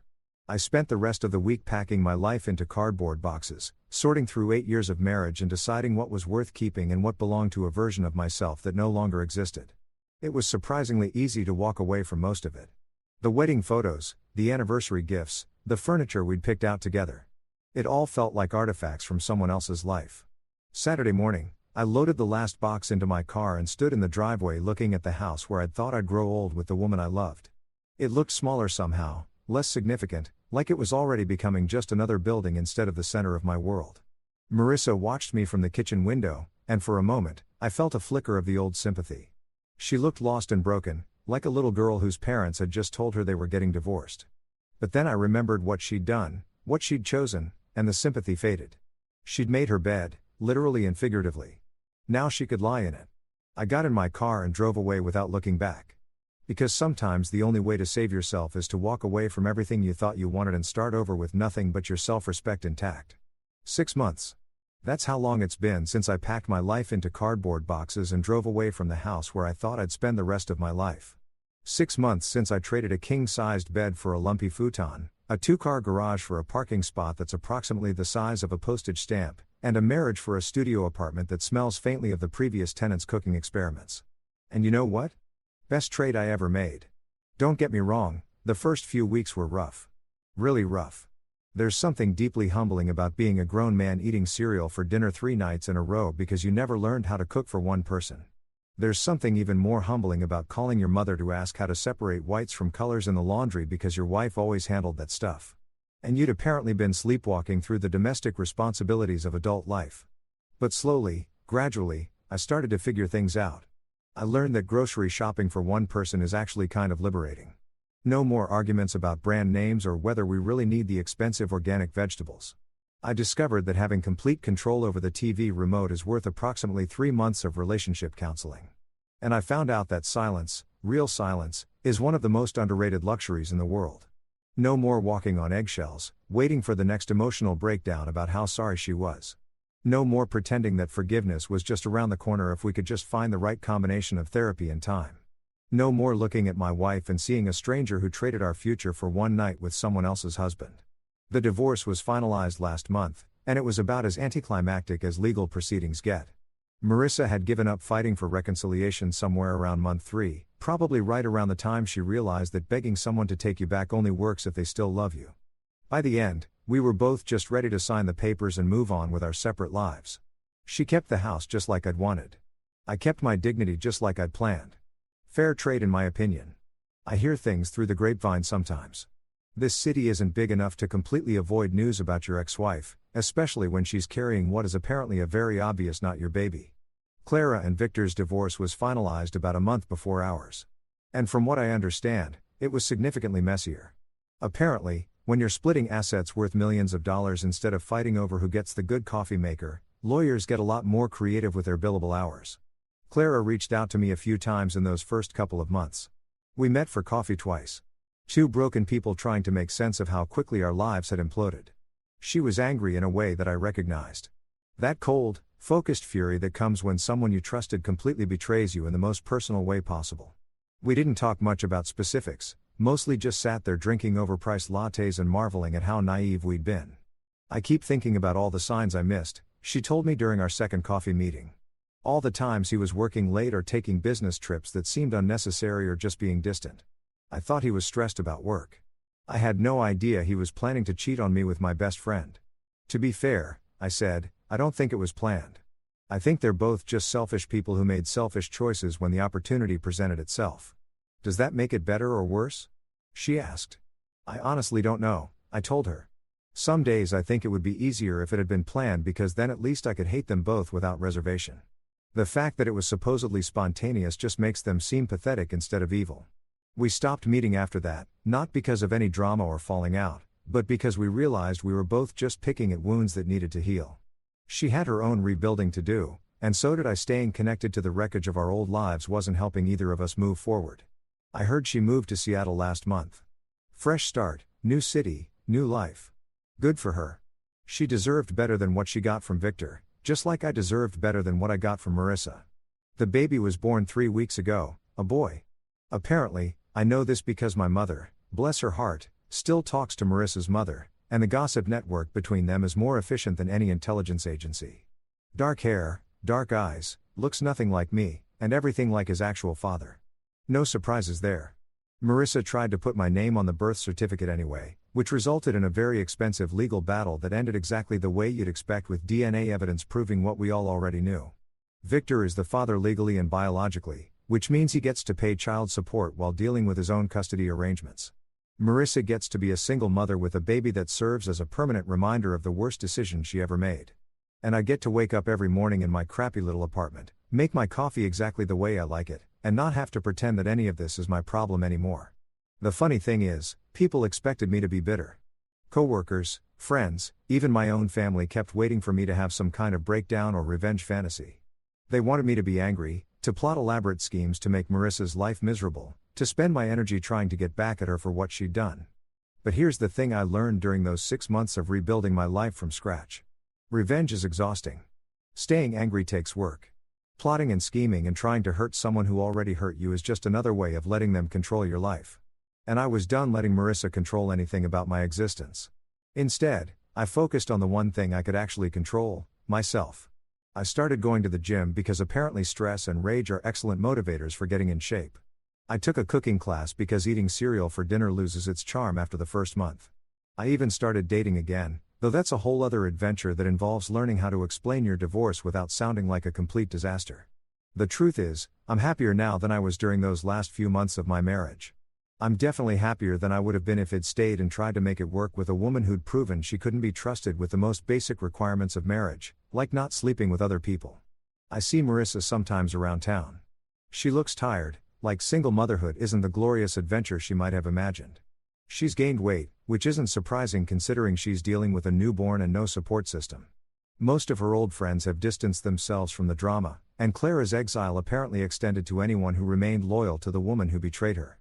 She doesn't look happy, but she doesn't look like my problem anymore either. Last week, she sent me a text message. Just 3 words. I miss you. I stared at that message for about 30 seconds, then deleted it without responding because there was nothing to say. Missing someone and regretting your choices aren't the same thing as deserving a second chance. And even if she truly regretted what she'd done, even if she'd learned from her mistakes and become a better person, it didn't change the fundamental truth of our situation. She'd shown me who she really was when the chips were down, and I'd chosen to believe her. Some bridges once burned can't be rebuilt. Some trust once broken can't be repaired. Some marriages once destroyed by betrayal and lies and babies that belong to other men can't be saved by good intentions and wishful thinking. But some things, like self-respect, like dignity, like the knowledge that you did the right thing even when it was hard, those things are worth more than any marriage built on a foundation of lies. I kept my self-respect. Everything else was just stuff. Story 2. I stood alone by my mom's hospital bed as she passed other rooms echoed with supportive families. Mine stayed silent. No dad, no siblings, no calls, not even a fake excuse. As the doctor marked the time, a nurse handed me her final letter. Inside were names, a key, and one chilling instruction. Have you ever witnessed an entire medical family, doctors, surgeons, hospital directors abandon their dying mother because she couldn't boost their careers anymore? That's exactly what I lived through 3 months ago. While Mom lay dying in Seattle Presbyterian, my brother Marcus was performing his 200th surgery just 3 floors up. My sister Victoria was in a board meeting 2 blocks away. 47 family members, all healthcare professionals, and not one could spare an hour for the woman who built their empire. They didn't even send flowers, just silence, as if she'd already been erased from the family legacy. But here's what they didn't know. Mom had been planning for this moment for 15 years. The letter the nurse handed me as Mom took her last breath didn't just contain her final words. It contained the keys to a $340 million medical empire they thought they controlled. Hi, I'm Alana Aj, 34 years old, and today I'm sharing how my dying mother's secret letter turned me from the family failure into their worst nightmare. The Hodges name carries weight in Seattle's medical community. For 3 generations, we've produced surgeons, hospital administrators, and medical researchers. My grandfather founded AITAH Medical Group in 1954, turning it from a single clinic into what's now a $340 million healthcare empire with 12 facilities across Washington state. My brother Marcus, at 42, was the crown jewel, a cardiac surgeon who performed over 200 surgeries annually at Seattle Presbyterian. The walls of our family home were covered with his accolades. Top 40 under 40, Surgeon of the Year, photos with senators and governors. Every family gathering started with someone asking about his latest life-saving procedure. My sister Victoria, 38, ran the largest private hospital in Seattle with the efficiency of a military general. She'd turned a failing facility profitable within 18 months, and the board treated her like she walked on water. At family dinners, she'd casually mention her lunch with the mayor or her upcoming Harvard Medical School guest lecture. Then there was me, the Wharton MBA who chose strategy consulting over stethoscopes, the one who built algorithms instead of operating rooms. In my family's eyes, my position as strategic director at a Fortune 500 tech company meant nothing. Anyone can work with computers, Marcus would say, but can you hold a human heart in your hands? The irony, while they were saving lives one at a time, I was designing healthcare AI systems that could diagnose rare diseases across millions of patients. But in the AITAH family, if you didn't wear a white coat, you might as well be invisible. The question that haunted me, why did Mom spend her final moments with the family failure instead of her celebrated children? Christmas 2023 showed me exactly where I stood in the family hierarchy. The annual AITAH holiday party at Marcus Bellevue Mansion was our family's version of a medical conference. 47 relatives, all healthcare professionals gathering to compare achievements over champagne and surgical war stories. When I arrived, the seating assignments told me everything. Marcus had placed me at the children's table, literally. I sat between my 8-year-old nephew and my 10-year-old cousin using a paper plate while the adults dined on china 20 feet away. At least the kids might have a future in medicine, Marcus announced during his toast, gesturing toward the children's table. Unlike some people who waste their potential on what is it you do again, AITA Instagram strategies? The room erupted in laughter, 47 voices joining in perfect harmony, their amusement echoing off the vaulted ceilings. Victoria added, "Remember when AITA wanted to be a doctor? Thank God she figured out her limitations early." I smiled and nodded, playing the role they'd assigned me. What they didn't know was that 3 hours earlier, I'd signed a $500,000 consulting contract with tech venture partners to architect their healthcare division's IPO strategy. My bonus alone was more than Victoria's annual salary, but I kept quiet. In my family, money from tech was fake money, not earned through real work. Uncle Robert, a semi-retired anesthesiologist, patted my head like I was one of the children. "Don't worry, dear. Not everyone can handle the pressure of real responsibility." I spent the rest of the evening helping my young tablemates with their desserts, listening to Marcus regale the adults with the story of his 200th surgery, wondering if Mom noticed how her children treated each other. 5 years. That's how long I'd been the AITAH Medical Group's unpaid IT consultant. Foolishly believing that contributing my expertise would earn me a place at the family table when their patient management system crashed in 2019. Who did Marcus call at 2 a.m.? Me. I spent 70 hours rebuilding their entire digital infrastructure, implementing security protocols that prevented a ransomware attack that hit 3 other Seattle hospitals. The other hospitals lost millions. AITAH Medical Group didn't lose a cent. When Victoria needed to modernize her hospital's diagnostic systems, I designed an AI-assisted triage protocol that reduced wait times by 40% and increased diagnostic accuracy by 23%. The implementation saved 18 lives in its first month alone. Documented, measurable lives saved through technology I created. 2,000 hours of work over 5 years, 0 mentions in the annual reports, 0 acknowledgments at board meetings. When the Seattle Times praised AITAH Medical Group's innovative digital transformation, Victoria told the reporter, "We hired the best consultants money could buy." She'd never paid me $1. "It's family helping family," Marcus would say whenever I submitted an invoice. "You wouldn't charge your own blood, would you?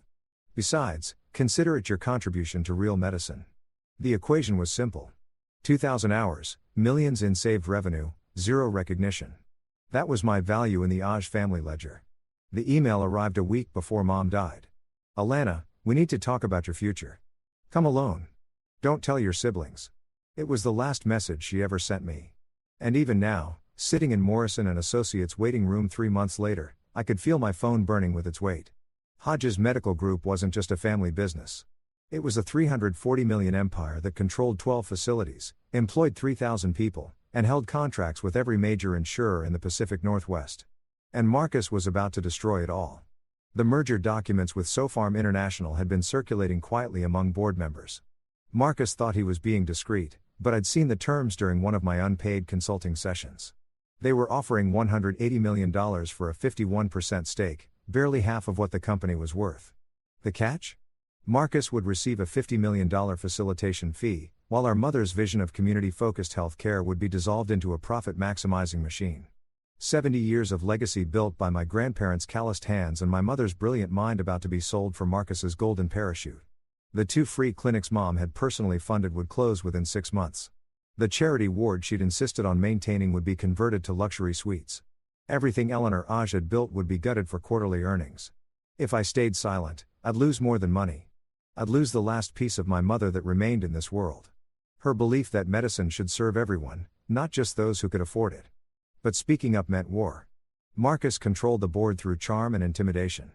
Victoria commanded loyalty through fear. They had 47 family members who'd choose their side without question. I had a laptop, a strategic mind, and whatever Mom had hidden in that safety deposit box at Chase Private Banking. The stakes were clear. $340 million, 3,000 jobs, Mom's legacy, and my last chance to prove I belonged in this family. Not as the overlooked tech sister, but as a true Hodges heir. Mom's letter was written on her personal stationery, the expensive cream paper she'd used for important occasions. Her handwriting, usually so elegant, showed the tremor of her final days. My dearest Alana, you're reading this because I'm gone, and you're probably sitting alone while your siblings divide what they think I've left behind. They see stethoscopes and surgical suites. I see strategy and systems. They saved hundreds. You'll save millions. For 15 years, I've watched you build empires in Silicon Valley while your siblings built their egos in operating rooms. Every rejected family dinner invitation, every dismissed achievement, every Christmas at the children's table. I saw it all and I prepared. The key enclosed opens box 447 at Chase Private Banking downtown branch.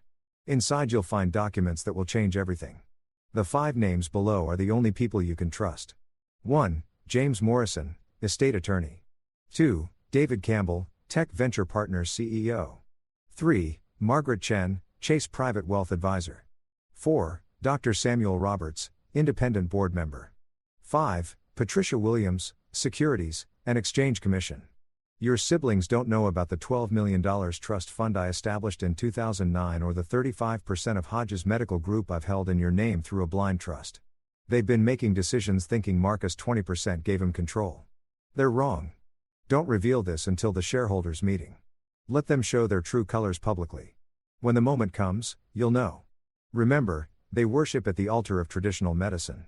Make them kneel in their own church. All my love, Mom. The letter felt like she was speaking from beyond. Her strategic mind still 3 moves ahead. Even in death, Eleanor Hodes was playing chess while her children played checkers. If you've ever felt like your family doesn't understand or value what you do, type I relate in the comments below. Don't forget to subscribe and hit the notification bell so you don't miss the dramatic confrontation that's about to unfold. This story will show you that sometimes the people closest to us are the ones who understand us the least. Morrison and Associates occupied the entire 47th floor of the Columbia Center. Their conference room offering a panoramic view of Elliott Bay. At 9 a.m. sharp, I entered to find 47 family members already assembled, their voices creating a low hum of medical terminology and stock predictions. Marcus stood at the head of the table, every inch the commanding surgeon. You don't need to be here, Alana. Mom invited me. I held up her letter. Mom was heavily medicated, Victoria interjected from her seat at Marcus' right hand. Not exactly sound of mind. Morphine doesn't make you forget your children. I took the only empty seat at the far end naturally. Marcus's jaw tightened. What could you possibly contribute to a discussion about medical assets? I'm here to listen. Then listen from outside, he said.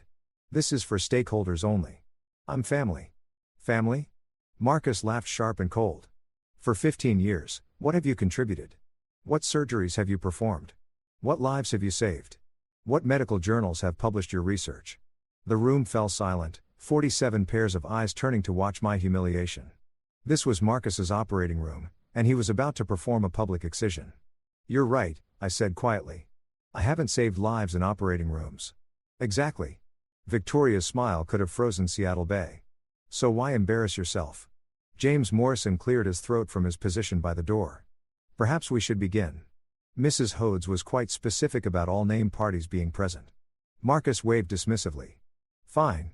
Let her watch her siblings inherit what she could never earn. Morrison's eyes met mine briefly, and I caught something unexpected. Anticipation. The next 30 minutes were a masterclass in coordinated humiliation. As Morrison began reviewing the estate's medical assets, the family formed a physical wall of rejection around me. Cousin Jennifer, the pediatric surgeon I'd helped get into Johns Hopkins with my recommendation letter, moved her chair to block my view of the presentation. Maybe you should check your emails, she whispered. This is pretty complex medical finance stuff. Uncle Robert, whose son I'd tutored through calculus, stood up and pointedly closed the blinds behind me. The glare must be bothering those of us doing important work, he announced, leaving me in shadow while the rest of the room remained bright. When Morrison mentioned the hospital's new wing, Victoria interrupted.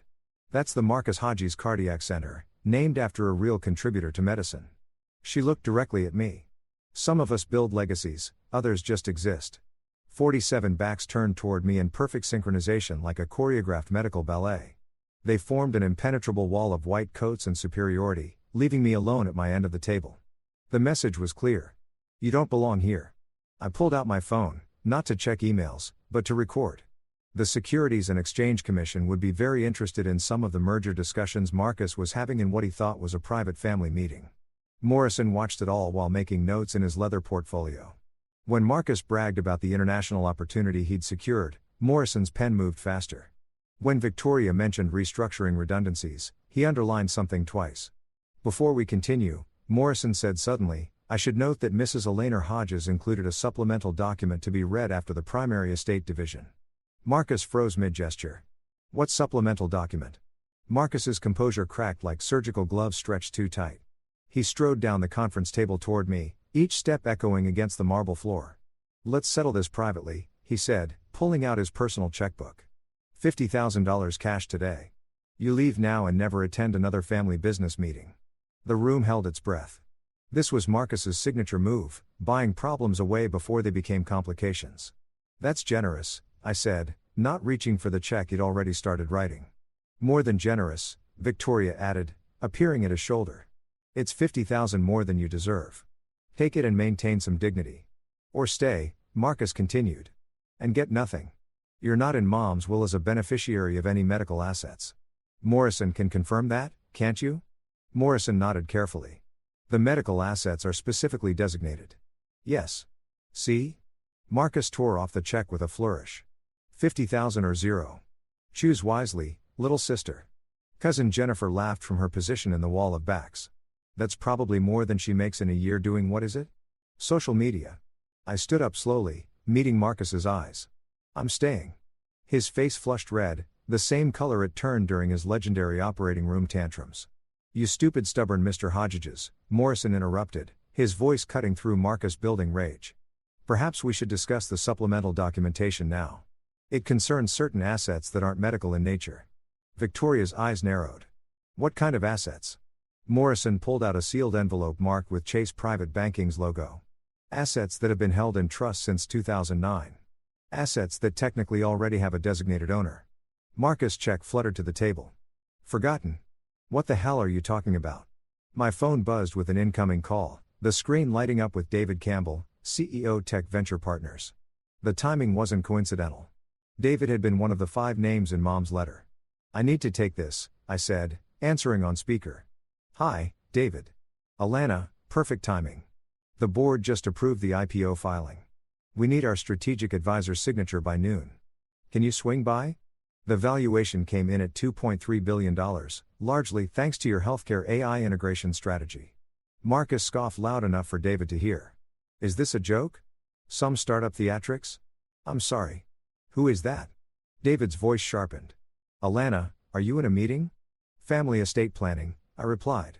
I'm with my brother, Dr. Marcus Hodges. The Marcus Hodges who's been pushing the Signperm merger that would destroy community healthcare access across Washington. That Marcus Hodes. The room went silent. Even through speakerphone, David's disdain was palpable. Marcus's face darkened. How does he? Alana's been advising us on healthcare sector disruptions. David continued. She predicted your merger attempt 6 months ago. called it predictable medical establishment greed. Her counter-strategy is why 3 major tech companies are about to enter the Seattle healthcare market. By the way, Alana, the board approved your advisory shares. Another $5 million vested immediately. Victoria grabbed the table edge. $5 million? Sorry, David. I'll call you back, I said, ending the call. Marcus laughed, but it sounded forced. Tech bubble money. It'll evaporate in a year. Morrison cleared his throat. Speaking of money that won't evaporate, shall we discuss the trust fund Ella established in 2009? The temperature in this room seemed to drop 10 degrees. Morrison opened the sealed envelope with surgical precision, pulling out a document bearing Chase Private Banking's gold seal. The paper itself seemed to command attention, thick, official, undeniable. Mrs. As Eleanor Hodes established certain financial arrangements that she chose not to disclose to the family, Morrison began, his voice taking on the gravity of a judge reading a verdict. These arrangements predate most of the medical acquisitions you've been discussing. Marcus stepped forward. What arrangements? I'm the executive of her estate. I should know about any. You're the executive of her medical estate. Morrison corrected. This is something different entirely. Victoria pulled out her phone, frantically typing. I'm calling our lawyers. This sounds like completely legal and filed with the SEC in 2009. Morrison continued. Mrs. Hodes was quite thorough. She established a trust, transferred assets, and made certain preparations for today. What kind of preparations? Uncle Robert demanded from his position among the 47. Morrison looked directly at me. The kind that ensure the right person leads Hodges Medical Group into the future. Mrs. Hodges believed that medicine needed to evolve, that technology and healthcare would merge, and that someone with feet in both worlds would be essential. That's ridiculous, Marcus spat. I've been groomed for leadership since you were 12, Morrison finished. Yes, Mrs. Hodes mentioned that. She also mentioned that in 15 years of preparation, you never once asked about her vision for the future. You assumed you knew it. He pulled out another document. This will be fully revealed at the shareholders' meeting on March 15 as per Mrs. Hodges' explicit instructions. The Fairmont Olympic Hotel, 2 p.m. I trust you'll all be there. Marcus's hands clenched into fists. What are you hiding? Nothing. I'm simply following Ella Laner's timeline. March 15 arrived with Seattle's typical gray drizzle, but inside the Fairmont Olympic Hotel's grand ballroom, the atmosphere was electric. 300 attendees filled the space. Shareholders, medical journal reporters, representatives from Reuters and Bloomberg, and every significant healthcare executive in the Pacific Northwest. Marcus had orchestrated this meeting as his coronation. Banners reading Hodges Medical Group, the future of healthcare, flanked a stage where he stood in his best Italian suit, a wireless mic clipped to his lapel like a Medal of Honor. Ladies and gentlemen, he began, his voice carrying the authority of countless surgical victories. The Hodges family has served Seattle's medical needs for 3 generations. My grandfather started with 1 clinic. My mother expanded to 12 facilities. And today, under my leadership, we stand ready for global expansion. The audience applauded. I sat in the back row, manila folder in my lap, watching Marcus paint his vision of medical dynasty. The Aj family, he continued, gesturing to Victoria beside him, consists of dedicated medical professionals. My sister Victoria, who turned Cascade Private Hospital profitable. Myself. With over 2,000 successful cardiac surgeries, we embody medical excellence. He paused, his eyes finding me in the crowd. Of course, not everyone in the family followed our calling. Some chose easier paths, less meaningful pursuits. But we don't let one bad apple spoil the barrel of our medical heritage. Nervous laughter rippled through the crowd. The Bloomberg reporter was already typing on her phone. Which is why Marcus announced, we're implementing new bylaws. Only medical professionals will hold voting shares in Hodges Medical Group going forward. We must preserve the purity of our mission. I stood up. 300 heads turned as I walked toward the stage, my heels clicking against marble. Victoria took the microphone as I approached the stage, her smile sharp enough to perform surgery. Before any interruptions, let me present our 5-year projection under the new structure. The presentation screen lit up with charts showing the systematic removal of non-medical shareholders, a category with only 1 member, me. The audience shifted uncomfortably, recognizing a public execution when they saw one. As you can see, Victoria continued, her laser pointer circling my name on the chart. Removing unqualified influences will streamline decision-making and ensure medical integrity. Some people think watching Grey's Anatomy makes them health experts. The joke landed poorly. A few nervous chuckles died quickly when they saw my face remain calm. Marcus reclaimed the mic. We're not being cruel. We're being practical. Would you want someone who's never held a scalpel making decisions about surgical protocols? Someone whose biggest achievement is making computers talk to each other? The Reuters reporter raised her hand. Mr. Hodes, are you referring to a specific family member? I'm referring to maintaining standards, Marcus replied smoothly. Excellence demands exclusivity. I reached the stage steps. Security moved to block me, but Morrison appeared from the side entrance, followed by David Campbell and 3 other individuals I recognized from Mom's list. I believe Ms. Hodges has something to contribute, Morrison announced, his voice carrying legal authority that made security step aside. The audience leaned forward. Phones appeared, ready to record whatever drama was about to unfold. The Bloomberg reporter was already live tweeting, major disruption at Hodges Medical shareholders meeting. Family dispute going public. Victoria's composure cracked slightly. This is a private meeting. A shareholders meeting, I corrected, stepping onto the stage. And I have an announcement about shareholdings. I stood at the podium, 300 pairs of eyes locked on me. Marcus and Victoria flanked me like disapproving bookends, their body language screaming contempt. The Bloomberg reporter had her phone raised, live streaming to thousands. I have documentation regarding Hodges Medical Group ownership, I said, my voice steady despite my racing heart. Marcus laughed into his still hot mic. Everyone, my sister thinks she has documentation. What's next, Alana? Did you buy a share on Robinhood? The audience tittered. Someone whispered, this is embarrassing. I opened my manila folder and pulled out the first document. This is a certificate of ownership filed with the SEC in 2009, notarized by Morrison and Associates, and validated by Chase Private Banking. Victoria stepped forward. That's impossible. I've seen all ownership records. You've seen the public records. Morrison interrupted from his position by the stage. Mrs. Eleanor Hodges maintained private trusts that weren't required to be disclosed until activated. Activated? Marcus' confidence wavered. What do you mean activated? I held up the certificate where everyone could see the gold seal, the official stamps, the undeniable legitimacy. As of today, I own 35% of Hodges Medical Group. Silence. Complete absolute silence. Then Marcus laughed. Force desperate. That's impossible. Mom's shares were split between the children she told you about, I said. But Mom played a longer game. She transferred shares to a blind trust in my name when I was 19, the year I chose Stanford over medical school. The year you all wrote me off. David Campbell stepped forward. I can verify this. We've been working with Ms. as knowing she was the majority shareholder. It's why Tech Venture Partners chose her as our healthcare strategy advisor. The room exploded. Cameras flashed. Reporters shouted questions. The impossible had happened. This is the moment everything changes. If you want to see how Marcus reacts to losing control of his empire, hit that like button right now. What do you think will happen next? Drop your predictions in the comments and remember to share this with anyone who's ever been underestimated by their family. Morrison stepped onto the stage carrying a leather portfolio, his presence commanding immediate attention. Ladies and gentlemen, I'm James Morrison, estate attorney for Elena Raj. I can confirm that Ms. Alana Hodes is indeed the largest individual shareholder of AITAH Medical Group. He pulled out a stack of documents, each one bearing official seals. Trust Fund Number TMH 20,098,847, established at Chase Private Banking.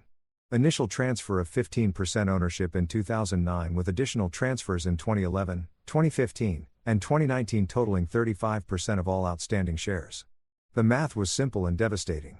Marcus owned 20%. Victoria owned 12%. The remaining family members and institutional investors held 33%. I controlled the company. This is fraud, Marcus shouted, his surgical composure completely shattered. Mom would never. Your mother was quite specific, Morrison continued, projecting a document onto the screen. Quote, my daughter Alana sees the future while my other children cling to the past.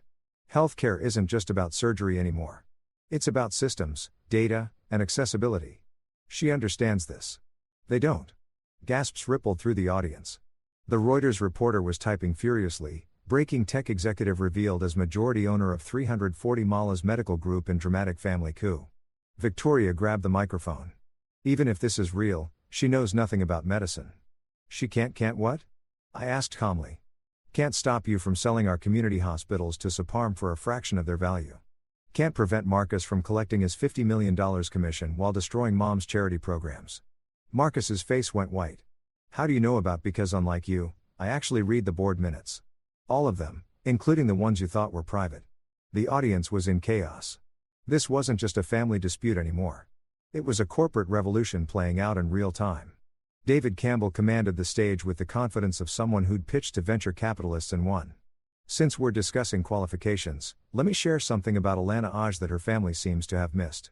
He pulled up his phone, projecting an email onto the main screen. This is from our board of directors at Tech Venture Partners. Ms. Hodges served as our strategic healthcare advisor for our $2.3 billion IPO, the largest healthcare technology offering in Pacific Northwest history. The email was clear. AITAH Hodges' strategic vision increased our valuation by 40%. Her healthcare AI protocols are being adopted by 16 major hospital systems. Goldman Sachs called her the architect of modern healthcare integration. David continued, his voice cutting through the stunned silence. She turned down a $5 million bonus to be here today. Google, Apple, and Amazon have all tried to poach her with seven-figure packages. She refused them all to stay in Seattle, trying to save her family's company from the inside. That's tech money, not real, Marcus started. Real enough that her strategies saved 12 rural hospitals from closure last year, David interrupted. Her diagnostic algorithms have identified rare diseases in over 10,000 patients who would have died waiting for traditional diagnosis. How many lives have your surgeries saved, Dr. Hodges? 2,000. She saved 5 times that with code. The Bloomberg reporter was on her feet. Mr. Campbell, are you saying Miss Hodges has been running a shadow healthcare operation? I'm saying she's been building the future while her family was protecting the past, David replied. The only reason Hodges Medical Group hasn't been acquired by a tech giant already is because AITAH convinced us to wait. She wanted to preserve her mother's legacy. Victoria sank into a chair, the reality finally hitting her. I pulled out Mom's final letter, my hand steady despite the emotion threatening to overwhelm me. Before we vote on anything, I think the shareholders should hear Eleanor Hodges' actual vision. The room fell silent as I read. To the shareholders of Hodges Medical Group, if you're hearing this, then my daughter Alana has finally taken her rightful place. For 15 years, I watched my medical children dismiss her because she chose circuits over surgery. They never understood that she wasn't abandoning medicine. She was evolving it. While Marcus performed his surgeries, Alana designed systems that could prevent the need for surgery altogether. While Victoria managed one hospital, Alana created platforms that could manage hundreds. They saved lives in operating rooms. She saved lives at scale. I transferred 35% ownership to Alana, not as favoritism, but as strategy. Healthcare's future isn't in scalpels. It's in systems. It's not an individual brilliance. It's an accessible intelligence. Marcus and Victoria are excellent at what medicine was. Alana understands what medicine must become. The charity programs, the free clinics, the community outreach, these weren't tax write-offs. They were the soul of our mission. Any merger that threatens them betrays everything we built. Any leadership that prioritizes profit over patients has forgotten our purpose. Alana never sought your approval because she didn't need it. She had mine, and now she has the power to ensure Hodges Medical Group serves the future, not just the past. Trust her vision. I did. Eleanor Hodges. When I finished reading, several board members were wiping their eyes. The Reuters reporter had stopped typing, just staring. Even Marcus stood frozen, Mom's words hanging in the air like a verdict. Motion to cancel the SoFarm merger, I said quietly. All in favor? Motion to terminate the SoFarm merger agreement, I repeated, my voice carrying across the silent ballroom. As majority shareholder, I call for an immediate vote. Marcus found his voice. You can't just according to corporate bylaws, any shareholder with more than 30% can call an emergency vote, Morrison interjected. Ms. Hodges owns 35%. The board members exchanged glances. Dr. Samuel Roberts, the independent director Mom had named in her letter, stood first. I second the motion. The SoFarm deal undervalues our assets by 47%. I've been saying this for months, but Marcus wouldn't listen. All in favor? I asked. Hands rose slowly at first, then in a wave. My 35%. Roberts' 8%. 3 institutional investors holding 15% combined. Even some family members freed from Marcus' influence raised their hands. Motion carries with 58% approval. Morrison announced the SoFarm merger is terminated. Marcus' face cycled through red to purple. That's $50 million in commission that you were taking while selling out Mom's legacy. I finished. The SEC filing you signed has a clawback provision. Any terminated merger means you personally owe the company $3 million in already spent preparatory costs. Victoria gasped. Marcus, you said there was no risk. There wasn't, he sputtered. Until I exercised my legal rights as majority shareholder. I pulled up another document on my phone. Speaking of which, motion to remove Marcus Hodges as CEO for breach of fiduciary duty. The SIPARM negotiations violated 3 board resolutions about maintaining charitable operations. The vote was faster this time, 62% in favor. Motion carries, Morrison announced. Dr. Marcus Hodges is removed as CEO effective immediately. The Bloomberg Reporter's headline was already live. Family coup tech overthrows medical dynasty in boardroom bloodbath. The boardroom erupted as the reality sank in. Marcus stood frozen at the podium, his carefully constructed world crumbling in real time. The board members were already reorganizing, gravitating toward the new power structure. Dr. Roberts took the microphone. We need interim leadership immediately. I nominate Alana Hodges as strategic board chair. Seconded, called Margaret Chen from Chase Private Banking. We've monitored Miss Hodges' strategic decisions for 15 years. She's ready. She's not even a doctor, Victoria protested weakly. Neither was Steve Jobs, but he revolutionized healthcare technology, Roberts replied. The position of strategic board chair doesn't require medical credentials. It requires vision. Motion to vote. The result was overwhelming, 71% in favor. Even some family members who'd ignored me for years raised their hands, suddenly seeing which way the wind was blowing. Additionally, I said, taking control of the meeting. Victoria will maintain her operational role at Cascade Private Hospital, but she'll report to the board, not to the CEO. Any objections? Victoria looked like she wanted to object, but saw the futility. No, she whispered. As for the new CEO position, I continued, we UNCLL conduct a national search, but I can tell you now it won't be someone who values profit over patience or connections over competence. The Reuters reporter raised her hand. Ms. Hodges, what's your immediate priority? Implementing the Eleanor Hodges Community Care Initiative, a $30 million investment in free clinics and AI-assisted diagnostics for underserved communities. It's what my mother wanted and it's what Seattle needs. Applause broke out spontaneously. Not from my family, they stood in stunned silence, but from the institutional investors, the medical professionals who'd been silenced by Marcus' ego and the reporters who recognized they were witnessing history. Marcus finally spoke, his voice hollow. You planned this. After the meeting dissolved into chaos, reporters rushing to file stories, board members making calls, family members huddling in shocked clusters, Marcus cornered me in the marble hallway outside the ballroom. You planned this, he repeated, his surgeon's hands clenched into fists. This whole thing was calculated. I didn't plan anything, I replied calmly. Mom did. I just executed her vision. Victoria joined us. Her designer heels clicking on marble. How long have you known about the shares since the day she died? But you two have been dismissing me for 15 years. Why would that change if you knew I had power? We're family, Marcus said as if that word meant something now. You could have told us like you told me about the SIPARM deal, like you included me in board meetings, like you acknowledged my contributions to the company's digital infrastructure. I pulled out my phone, showing them a folder of emails. 500 emails over 5 years, begging to be included, to contribute, to help. You responded to exactly 0. Victoria's face crumbled slightly. We thought you were happy in tech. I was. I am. But I also wanted to be part of our family's legacy. You made it clear that only medical degrees counted, so I built my own legacy. And Mom saw it even if you didn't. Marcus tried one last manipulation. The family will never accept you as the family just voted me in with 71% approval. I cut him off. They accept success, Marcus. They always have. You taught me that. I turned to leave, then paused. Your things will be packed and sent to your home. Don't come to the executive floor. Security has already been notified. Their silence followed me down the hall. Within 48 hours, the story exploded across financial and medical media. Forbes ran a feature. The $50 million mistake. How arrogance cost a CEO everything. The article detailed how dismissing a sister's expertise led to Marcus losing not just the CEO position, but also 3 other board positions. As news of his failed merger spread, the stock market responded immediately. Hodges Medical Group shares jumped 18% in 2 days, adding $61 million in market value. CNBC called it the most dramatic family business takeover since the Murdoch, featuring a split screen of Marcus' dismissive quotes from the meeting against my calm revelation of majority ownership. Bloomberg's in-depth analysis was brutal. Marcus Hodges spent 15 years building a medical empire on nepotism and ego. It took his sister 15 minutes to dismantle it with facts and legal documents. 5 acquisition offers landed on my desk within a week. All from major healthcare technology companies sensing opportunity. The highest came from Amazon Healthcare.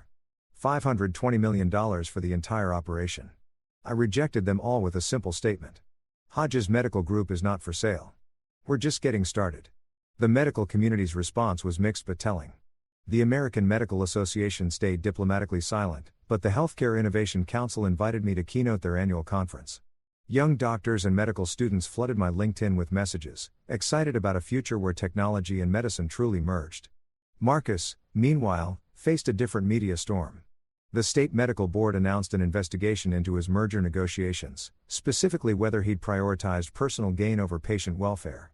3 malpractice suits that had been quietly settled suddenly resurfaced. Their plaintiffs emboldened by his fall from power. The numbers told the story. In 2 weeks, Marcus went from 5 board positions to 0. From a $50 million windfall to a $3 million debt. My phone became a museum of family hypocrisy. Within 72 hours of the meeting, all 47 family members who'd ignored me for 15 years suddenly remembered my existence. Cousin Jennifer, who had blocked my view at the estate meeting, texted, "Always knew you were special. Let's grab coffee and discuss opportunities at the pediatric center." I screenshotted next to her message from 2 years ago. "Stop bothering me with your computer stuff." Uncle Robert sent a formal email proposing a strategic family partnership and mentioning his always recognized potential in me. This from the man who'd literally turned his back on me 3 months earlier. I forwarded it to my assistant with one word: decline. The most pathetic attempt came from Marcus's wife, Patricia, who'd never spoken to me directly in 20 years. She called, crying about their mortgage, their kids' private school tuition, how Marcus was suffering. I reminded her of the Christmas dinner where she'd loudly asked if I could even afford to contribute to the family gift exchange. Only 2 cousins reached out with genuine congratulations: Sarah, a nurse who'd always been kind despite family pressure, and Michael, a medical student who'd secretly asked me for career advice. They were the only family members I responded to. I created a folder labeled Family Revisionist History and filed every message. My lawyer suggested keeping them for potential future legal issues, but I had a different purpose. They were reminders of why boundaries exist. The mass blocking took 5 minutes. 45 family members gone from my phone, email, and social media. Sarah and Michael remained. My real family, David Campbell, my team at work, the mentors who'd actually supported me. They were the ones celebrating with me. Amazing how 35% ownership improves people's memory, I told Morrison. He just smiled. The professional dominoes fell fast and hard. Marcus' carefully constructed medical empire collapsed in a cascade of consequences that played out in public view. First came the board positions. Within 2 weeks, Marcus was removed from the boards of Seattle Presbyterian Cascade Medical Ventures and Northwest Surgical Associates. The official reasons varied. Strategic restructuring, new directions, fresh perspectives, but everyone knew the truth. His failed $50 million Saparm deal had exposed him as someone who'd sell out healthcare for personal gain. Victoria's situation was more complex. An internal audit I'd ordered revealed $2.3 million in questionable allocations at her hospital. Funds diverted from charity care to executive bonuses. She wasn't fired, but she accepted a demotion to deputy director rather than face a forensic accounting investigation. Her Harvard guest lecture was quietly canceled. The financial hit was severe. Marcus had already spent $8 million of his expected Saparm commission on a new Bellevue mansion. With the deal dead and his CEO salary gone, he was forced to list his current penthouse at a $2 million loss. The Seattle Times ran a photo of the for sale sign with the headline, "How the Mighty Fall." His medical practice suffered, too. 3 partners at his surgical group formally requested he take a sabbatical after patients started requesting different surgeons. "I don't want someone who'd sell out healthcare operating on my heart," one patient told the media. The final blow came from the IRS. The failed merger triggered a review of Marcus' past filings, specifically deductions he'd claimed for medical research that looked suspiciously like family vacations. He now faced a $4.7 million tax bill with penalties. In 14 days, Marcus went from king of Seattle medicine to a cautionary tale about hubris, greed, and the danger of underestimating family members. While Marcus' world crumbled, mine expanded in ways I'd never imagined. The numbers told a story of vindication that no family dismissal could erase. My net worth jumped from $2 million to $78 million once the market recognized Hodges Medical Group's true value under new leadership. The 35% stake Mom had hidden for 15 years was now worth more than Marcus and Victoria's combined assets had ever been. 3 TED Talk invitations arrived within a month. I accepted one. When family rejects your future, building health cares tomorrow despite yesterday's doubts. It would eventually reach 12 million views. Harvard Business School announced they were writing a case study about the takeover titled The Haji's Reversal, When Outsiders Become Ultimate Insiders. They interviewed me for 6 hours, fascinated by Mom's long-term strategy and my patient execution. But the achievement that mattered most was breaking ground on the Eleanor Hodges Community Care Center, a state-of-the-art facility, combining free health care with AI diagnostics. The ceremony drew hundreds, including the governor, who called it the future of accessible medicine. I held Mom's photo as I turned the first shovel of dirt. The second quarter results under my leadership spoke volumes. 32% revenue increase, 50% reduction in patient complaints, 100% retention of charity programs. The same family members who'd mocked my computer skills now watched those skills transform a stagnant medical empire into a healthcare innovation leader. David Campbell sent me a congratulations card with one line. Your mother saw what they couldn't. That healing isn't just about medicine. It's about systems that make medicine accessible to all. I framed it next to my MBA, my tech awards, and a photo of Mom. The wall that once felt empty with achievements my family didn't value now told the complete story. 6 months after the takeover, Marcus requested a meeting through his lawyer. I agreed, but on my terms. Morrison's office, lawyers present, recorded for legal protection and limited to 30 minutes. Marcus arrived looking diminished. His designer suit replaced with off-the-rack, his surgeon swagger reduced to careful steps. He sat across the conference table like a defendant, not the brother who once ruled our family. I need to return to the company, he began. Not as CEO, just as a surgeon. I have skills. You have skills, I agreed. But Hodges Medical Group doesn't need them. Seattle has many hospitals. Apply there. They won't hire me. You know that. I know that's a consequence of your choices, not mine. Victoria, who joined virtually, tried emotional manipulation. We're family, Alana. Doesn't that mean anything? It means everything, I replied. Which is why your treatment of me for 15 years has established exactly what our relationship is. You taught me that family is conditional on medical degrees and traditional success. I'm simply applying your rules. We were wrong, Marcus started. Yes, you were. And being wrong has consequences. I slid a document across the table. These are the terms for any future interaction. Professional communication only through assistants or lawyers. No family events where business might be discussed. No requests for recommendations, interventions, or special treatment. No attempts to leverage our biological relationship for professional gain. This is cruel, Victoria whispered. This is boundaries, I corrected. Something I should have established years ago. You're not entitled to my success just because we share DNA. You made that clear when you felt I had nothing to offer. The rule hasn't changed just because the positions have. Morrison ended the meeting exactly at 30 minutes. Marcus left without another word. The second quarter under my strategic leadership proved that competence trumps credentials. AITAH Medical Group posted its best financial results in its 70-year history. Revenue up 32%, patient satisfaction at 94% and operational costs down 18% through AI-driven efficiency improvements. The Eleanor Hodges Community Care Center treated its first 1,000 patients for free with our diagnostic AI, catching 17 cases of rare diseases that traditional screening had missed. Local news called it revolutionary healthcare democracy. I called it Mom's vision finally realized. Marcus formally requested reinstatement twice more, both times rejected by the board without my input needed. His reputation in Seattle medical circles was toxic.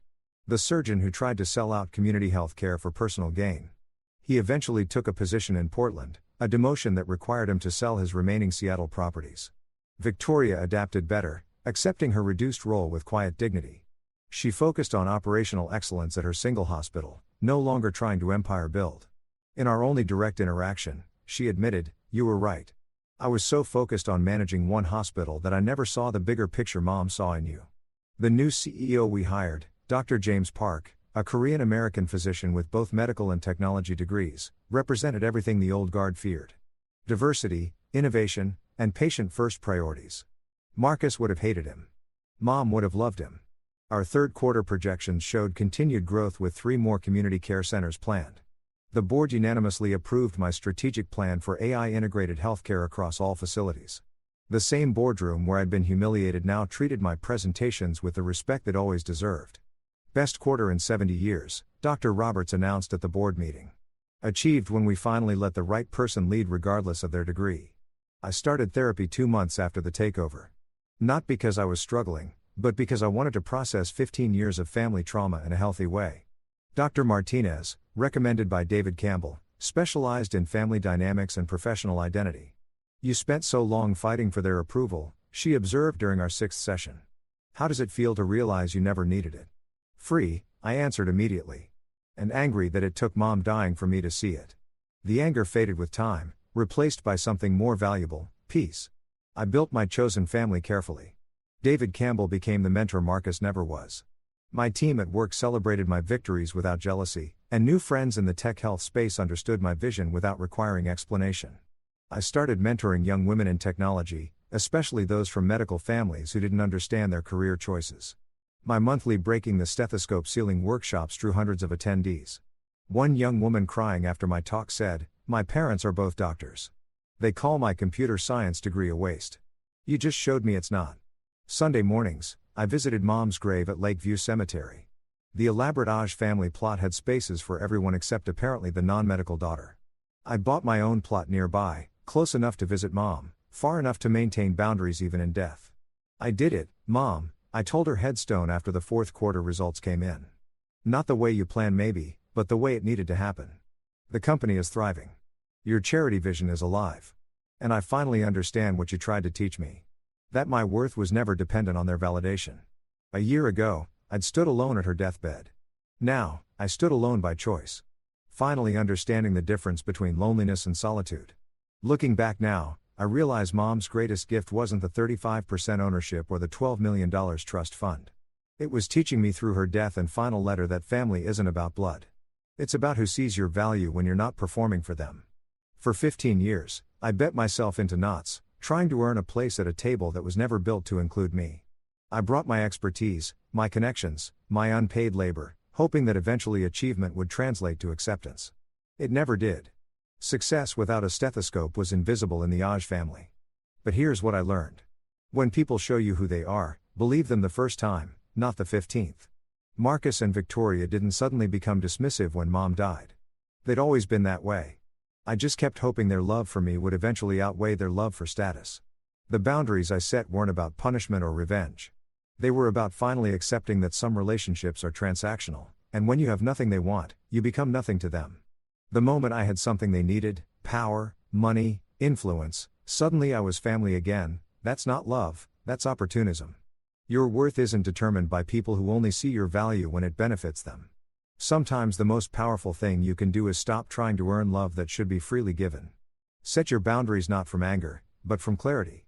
Build your chosen family from those who celebrated you before you had power, not those who remembered you after. Success isn't about proving wrong those who doubted you.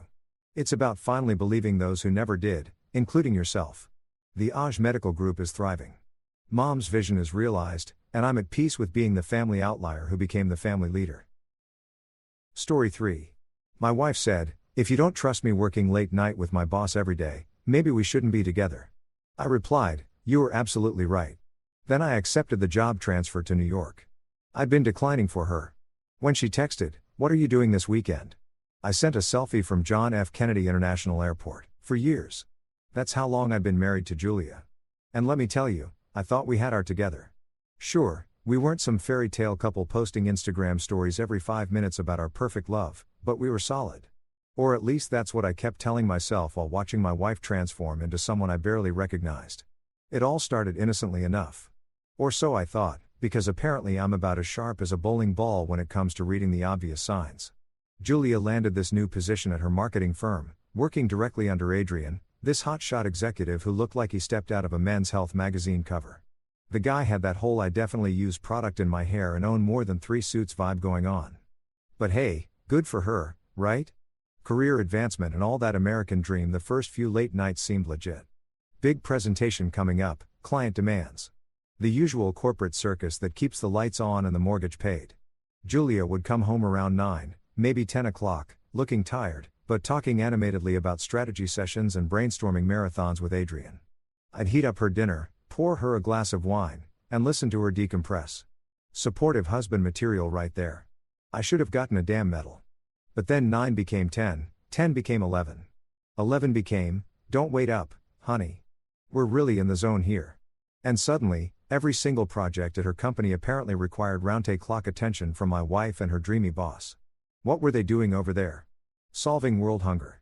Curing cancer? Nope. Just selling overpriced skincare products to suburban moms. But apparently that required more dedication than NASA's moon landing. The changes were subtle at first, which is probably why it took my dense ass so long to connect the dots. Julia started paying attention to her appearance in ways she hadn't since we were dating. New dresses that never saw the inside of our apartment, let alone a dinner date with me. Perfume that smelled expensive and definitely wasn't the stuff I bought her last Christmas. Hair appointments every 2 weeks like clockwork. She looked amazing, don't get me wrong, but it stung like hell knowing none of that effort was for the guy sharing her bed. The worst part, those late-night Uber rides home. I'd hear her phone buzz with notifications, see Adrian's name pop up with messages like "cars here" or "thanks for staying late again." Real professional stuff, clearly nothing suspicious about your married employee's boss personally arranging her transportation at midnight, right? I mean, what kind of paranoid psycho would read anything into that? My friends started giving me those looks, you know, the once part pity, part dude. Seriously, Clara, Julia's co-worker and supposedly one of her closest friends, would get this uncomfortable expression whenever I'd casually ask if the whole team was pulling these marathon hours. Oh. Well, you know how it is with big projects. She'd stammer, avoiding eye contact like I'd asked her to solve calculus. Real convincing, Clara. Your poker face needs work. Even my brother Daniel, who usually minded his own business and stuck to safe topics like sports and complaining about his ex-wife's alimony payments, felt compelled to stage an intervention. We were grabbing beers after work one Thursday and he just laid it out there with all the subtlety of a freight train. "Marcus, you're blind if you don't see what's happening. What's that supposed to mean?" I asked, though my stomach was already dropping like a stone. "Come on, man. Julie is working late every night with Prince Charming. Coming home looking like she stepped off a runway and you're sitting here acting like this is normal. Wake up." But I didn't want to wake up. I wanted to be the cool, trusting husband who didn't turn into some paranoid stalker checking phone records and demanding receipts. I wanted to believe that my wife of 4 years wouldn't throw away everything we'd built for some office romance novel fantasy. I wanted to trust that the woman who promised to love and honor meant those words. So, I played the part. I smiled when she kissed me goodbye before another emergency strategy session. Nodded understandingly when she explained how Adrienne really valued her input on the Johnson account, pretended not to notice when she started keeping her phone face down during dinner, or how she'd suddenly developed an urgent need to shower the moment she walked through the door. The excuses kept piling up like dirty laundry. Client emergencies that only she could handle. Presentations that required her specific expertise until well past normal human bedtime. Team building exercises that apparently happened at 11 p.m. on weeknights. It was like watching someone construct an elaborate house of cards. Each lie balanced precariously on the last, waiting for the inevitable collapse. Meanwhile, I'm the chump, heating up leftovers alone, watching Netflix by myself, going to bed in an empty house because my wife is apparently the only person in the tri-state area capable of handling whatever crisis Adrian's company was perpetually facing.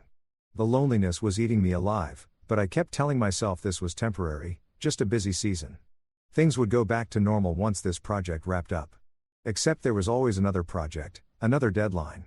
Another reason why Adrienne absolutely needed Julia's undivided attention at hours when most people were home with their families, walking their dogs, or doing literally anything that didn't involve cozying up with their boss in an empty office building. I should have trusted my gut. Should have listened to Daniel, to Clara's awkward stammering, to every red flag waving in my face like a matador's cape. But love makes you stupid and hope makes you stubborn. I kept believing because the alternative, accepting that my marriage was a joke and my wife was playing house with another man, was too painful to process. For years of marriage. And this is what it came down to. Me alone in our apartment, wondering if the woman I'd promised my life to was ever coming home. While my wife was busy playing corporate Cinderella with Prince Adrian, I was getting my own fairy tale offer. Except this one actually involved real money and didn't require me to pretend I was blind. Harold Peterson, my boss for the past 3 years and a straight shooter who looked like he'd stepped out of a 1950s business manual, had been dangling this New York opportunity in front of me like a carrot on a stick. The first time he brought it up was during one of our quarterly reviews, right around the time Julia's late nights were becoming a regular Tuesday through Thursday affair. Harold leaned back in his leather chair, the kind that probably cost more than my car payment, and dropped the bomb with characteristic bluntness. "Marcus, I'm going to cut to the chase here. Corporate wants you in Manhattan. Regional director position, overseeing the entire East Coast operation. We're talking a 70% salary bump, company apartment overlooking Central Park, full relocation package, and enough responsibility to make your head spin in the best possible way. I nearly choked on my coffee. 70%. That wasn't just a raise. That was life-changing money. The kind of cash that could pay off our student loans, maybe even let us think about buying instead of renting. But before I could even process the numbers, my brain went straight to Julia mode. That's incredible, Harold. But my wife's got her career here. Her family's all local, and she's really building something with her current company. The words came out automatically, like some kind of programmed response. Good husband Marcus always putting his wife's needs first, even when she was probably planning her next late-night strategy session with Mr. Perfect Hair. Harold gave me this look, part disappointment, part "are you kidding me right now?" He'd been in corporate long enough to recognize when someone was making excuses and he wasn't buying my supportive spouse routine. Marcus, let me be clear about something. Opportunities like this don't grow on trees. Hell, they don't even grow in greenhouses with perfect conditions and daily fertilizing. This is the kind of position people spend decades working toward, and they're offering it to you at 32. You sure you want to pass this up for someone else's comfort zone? But I did pass it up like an absolute champion of self-sabotage. I smiled, shook his hand, and told him I was flattered, but couldn't make that kind of move right now. Harold looked like I just told him I preferred route canals to promotions, but he nodded and said he'd keep the position open for a few weeks just in case I came to my senses. That night, I went home to an empty apartment. Shocking, I know, and tried to imagine telling Julia about the offer. In my fantasy version, she'd be excited, maybe even proud that her husband was being headhunted for such a prestigious role. We'd spend the evening talking about our future, about the adventures we could have in the city, about how this could be the fresh start we didn't even know we needed. Reality, of course, had other plans. Julia strolled in at 11:47 p.m. looking like she'd been styled by a team of professionals, smelling like expensive perfume and somebody else's cologne. When I mentioned the New York opportunity carefully, like I was defusing a bomb, she barely looked up from her phone. "That's nice, honey, but you know, I can't just abandon everything I've built here. My career is finally taking off. And Adrienne says, I have real potential for advancement. Plus, Mom would literally have a heart attack if we moved that far away." Adrienne says, those two words were starting to make my eye twitch. When did my wife's boss become the oracle of career wisdom? When did his opinions start matching more than her husband's once-in-a-lifetime opportunity? A month later, Harold approached me again. This time he wasn't taking no for an answer quite so gracefully. "Marcus, I'm going to be straight with you because I like you and I'd hate to see you make a mistake you'll regret for the rest of your life. The company is restructuring this New York position. It's not just a promotion anymore. It's a lifeboat. The regional offices are consolidating, which means your current role might not exist in 6 months. You can either take the golden parachute to Manhattan or you can update your resume and hope someone else appreciates your talents as much as we do." The subtext was crystal clear. Take the job or start job hunting in a market that was about as friendly as a pack of hungry wolves. But even with that gun to my head, my first instinct was still to consider Julia's feelings. How could I uproot her life? How could I ask her to leave her blossoming career with Adrienne, her marketing firm, just because my job was disappearing? I asked for another week to think it over. Harold agreed, but I could see the frustration in his eyes. He was offering me a chance to run with the big dogs, and I was acting like he'd asked me to relocate to Mars. That week was hell. Every night, Julia came home later and more distracted. Every morning, she left earlier and more dressed up. I felt like I was living with a beautiful stranger who occasionally shared my bed and split the utility bills. Meanwhile, Harold's offer sat on my mental desk like a blinking neon sign. Escape route available. Terms and conditions apply. I started doing the math. The salary bump would mean financial security I'd never experienced. The apartment in Manhattan was worth more in monthly rent than I currently made in 3 months. The career trajectory was the kind of thing that opens doors for decades. But every time I got excited about the possibilities, I'd picture Julia's face when I told her we were leaving. I'd imagine the fight, the tears, the accusations that I was being selfish and impulsive, so I turned it down a second time. Harold didn't even try to hide his disappointment. "Marcus, I've been doing this for 25 years, and I've never seen someone work so hard to sabotage their own success. Whatever's holding you back here, I hope it's worth sacrificing your future for, because that's exactly what you're doing." His words stuck with me like a bad song you can't get out of your head. Every time Julia texted that she'd be late again. Every time she came home smelling like someone else's life, I heard Harold's voice asking if it was worth it. Every time I ate dinner alone or went to bed in an empty house, I wondered if I was the biggest fool in the tri-state area. The third time Harold approached me, I could see he was done playing games. This was his final offer, and we both knew it. The question was whether I'd finally choose myself or keep waiting for approval that was never going to come. Friday evening, the end of another week of watching my marriage dissolve in real time while I sat on the sidelines like some kind of emotional benchwarmer. Julia was in our bedroom preparing for what had become her weekly ritual. Getting dolled up for another urgent project with Adrian. The sound of her hairdryer mixed with the notification pings from her phone created this perfect soundtrack of betrayal that I'd become way too familiar with. I was sitting on the couch staring at my laptop screen where Harold's latest email sat open like a digital ultimatum. Final offer expires Monday morning. Need your decision by then. 3 months of turning down the opportunity of a lifetime because I was trying to be the supportive husband to a woman who couldn't even be bothered to lie convincingly anymore. The hairdryer shut off and I could hear Julia moving around the bedroom with that focused energy she used to reserve for special occasions with me. Date nights, anniversaries, my birthday, back when those things mattered to her more than whatever the hell she was doing with Prince Adrian. Every night after normal humans went home to their families. She emerged from the bedroom looking like she'd stepped off a magazine cover. Black dress that hugged her curves in all the right places. A dress I'd never seen before naturally. Hairstyled in those loose waves that took her an hour to perfect makeup that could have been done by a professional. And that perfume, the expensive stuff that definitely wasn't in our bathroom cabinet. You look nice, I said, testing the waters. Hot date with Adrian again. She didn't even flinch.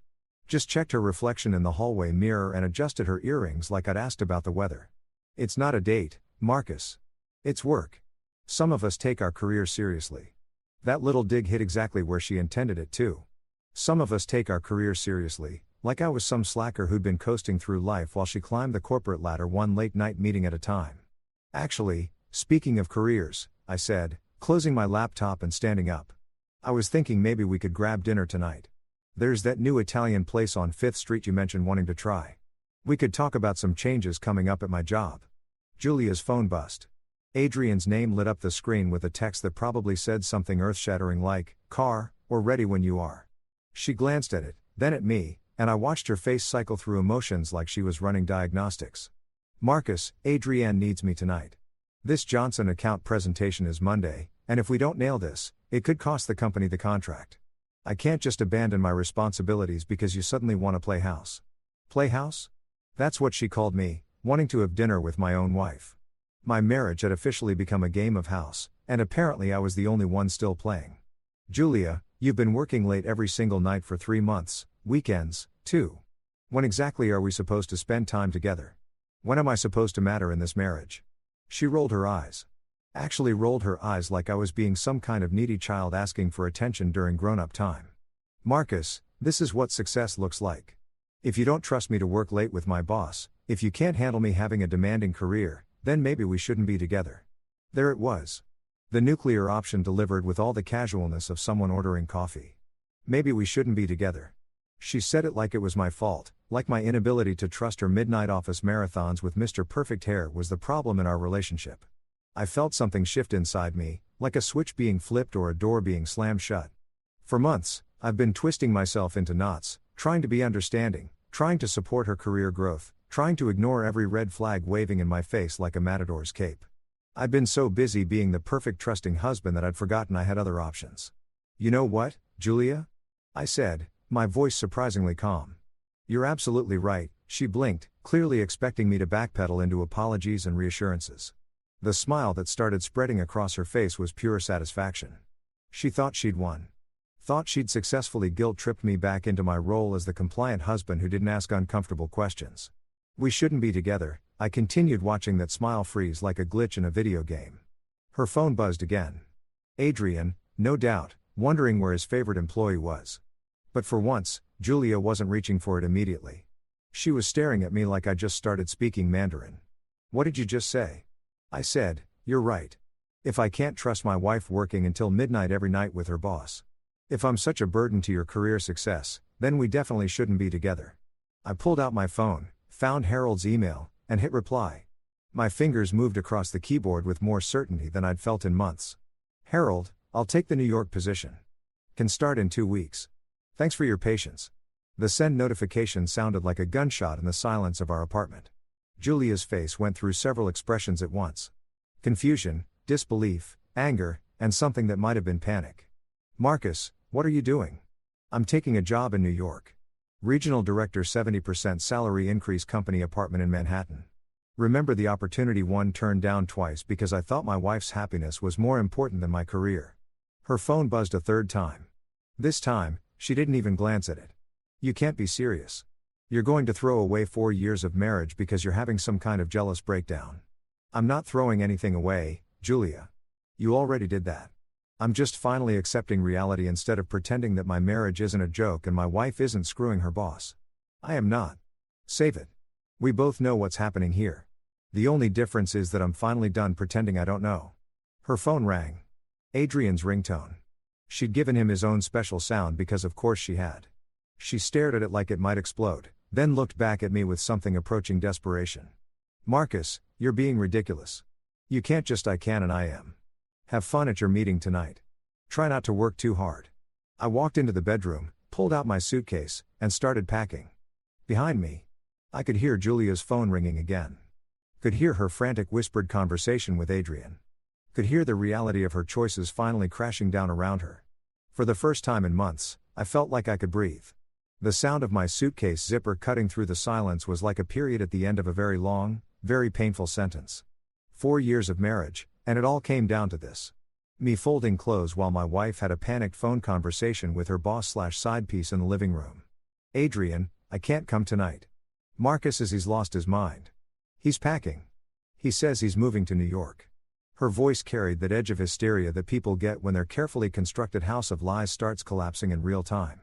I kept folding shirts, pants, the good suit I'd bought for our anniversary dinner last year, the one where Julia spent half the evening checking her phone for urgent work messages.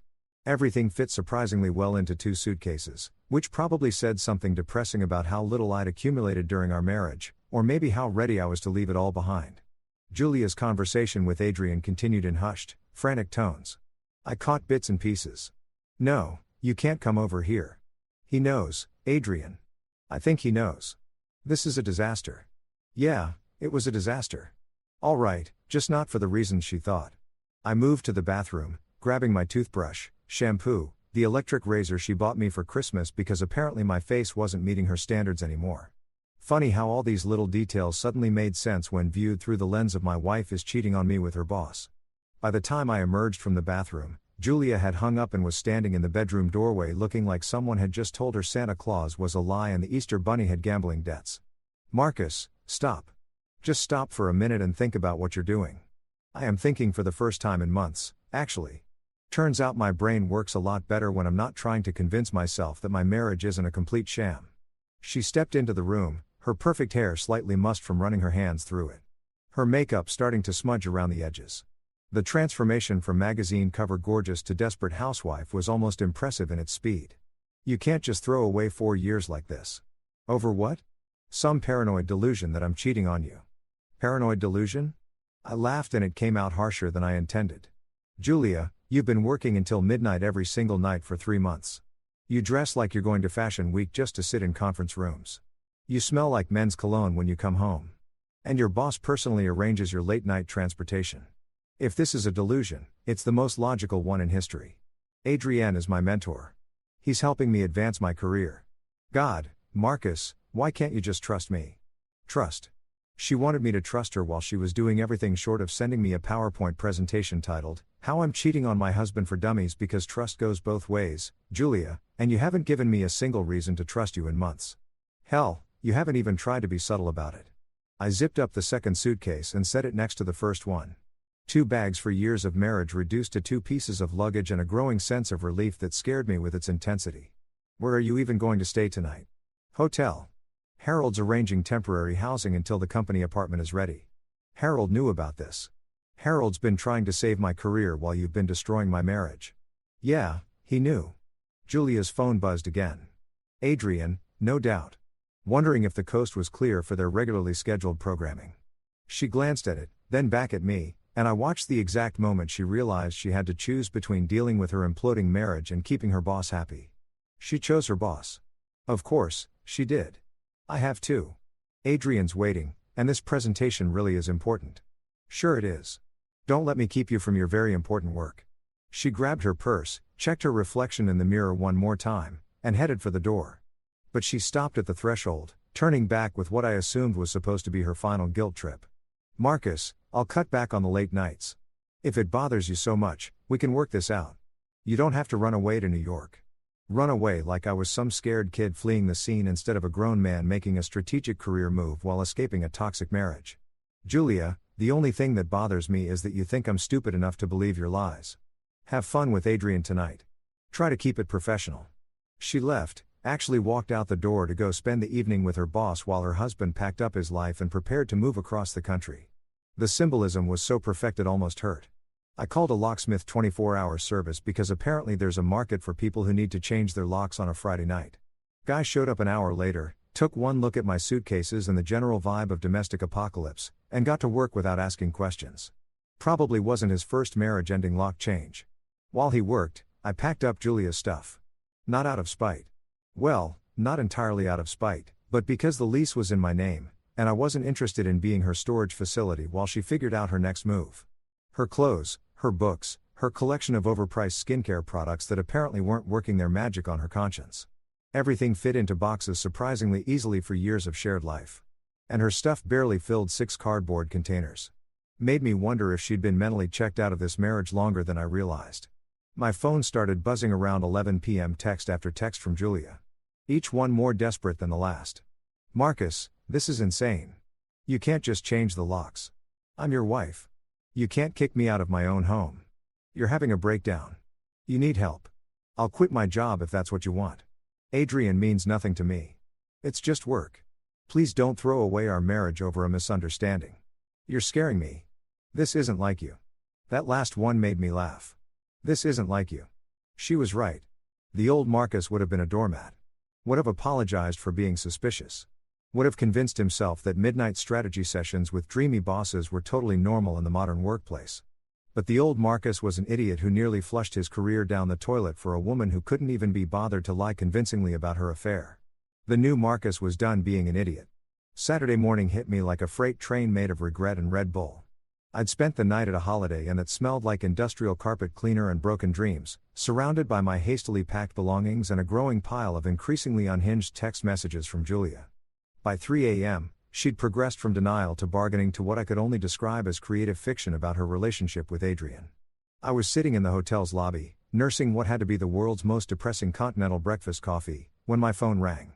Noah's name popped up on the screen, and I almost didn't answer. Noah was one of those friends who somehow always knew when your life was imploding.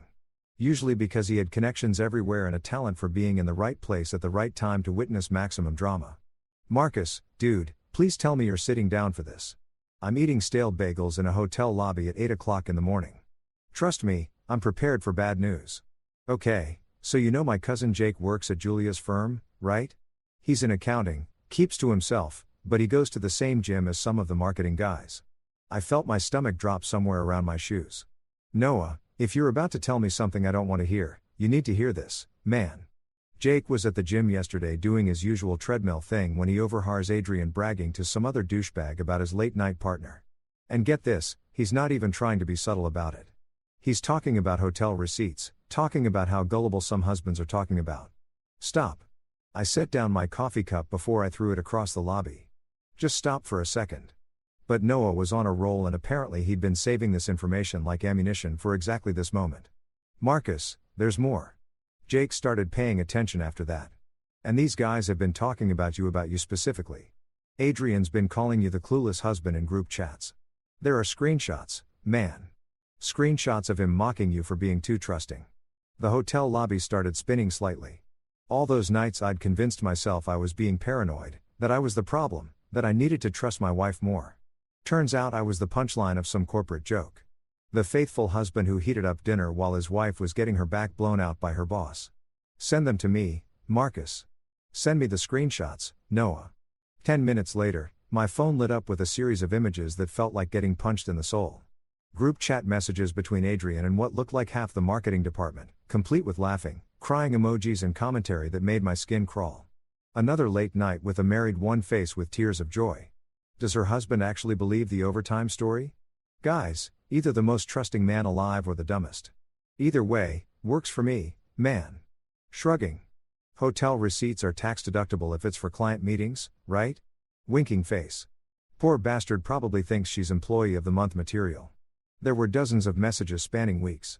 Detailed jokes about my marriage. Speculation about how long it would take me to figure it out. Even a betting pool on whether I'd ever grow a spine and leave her. Adrienne had turned my personal life into office entertainment. And apparently, everyone was having a blast watching the show. The worst part, Julia wasn't just a passive participant in this humiliation.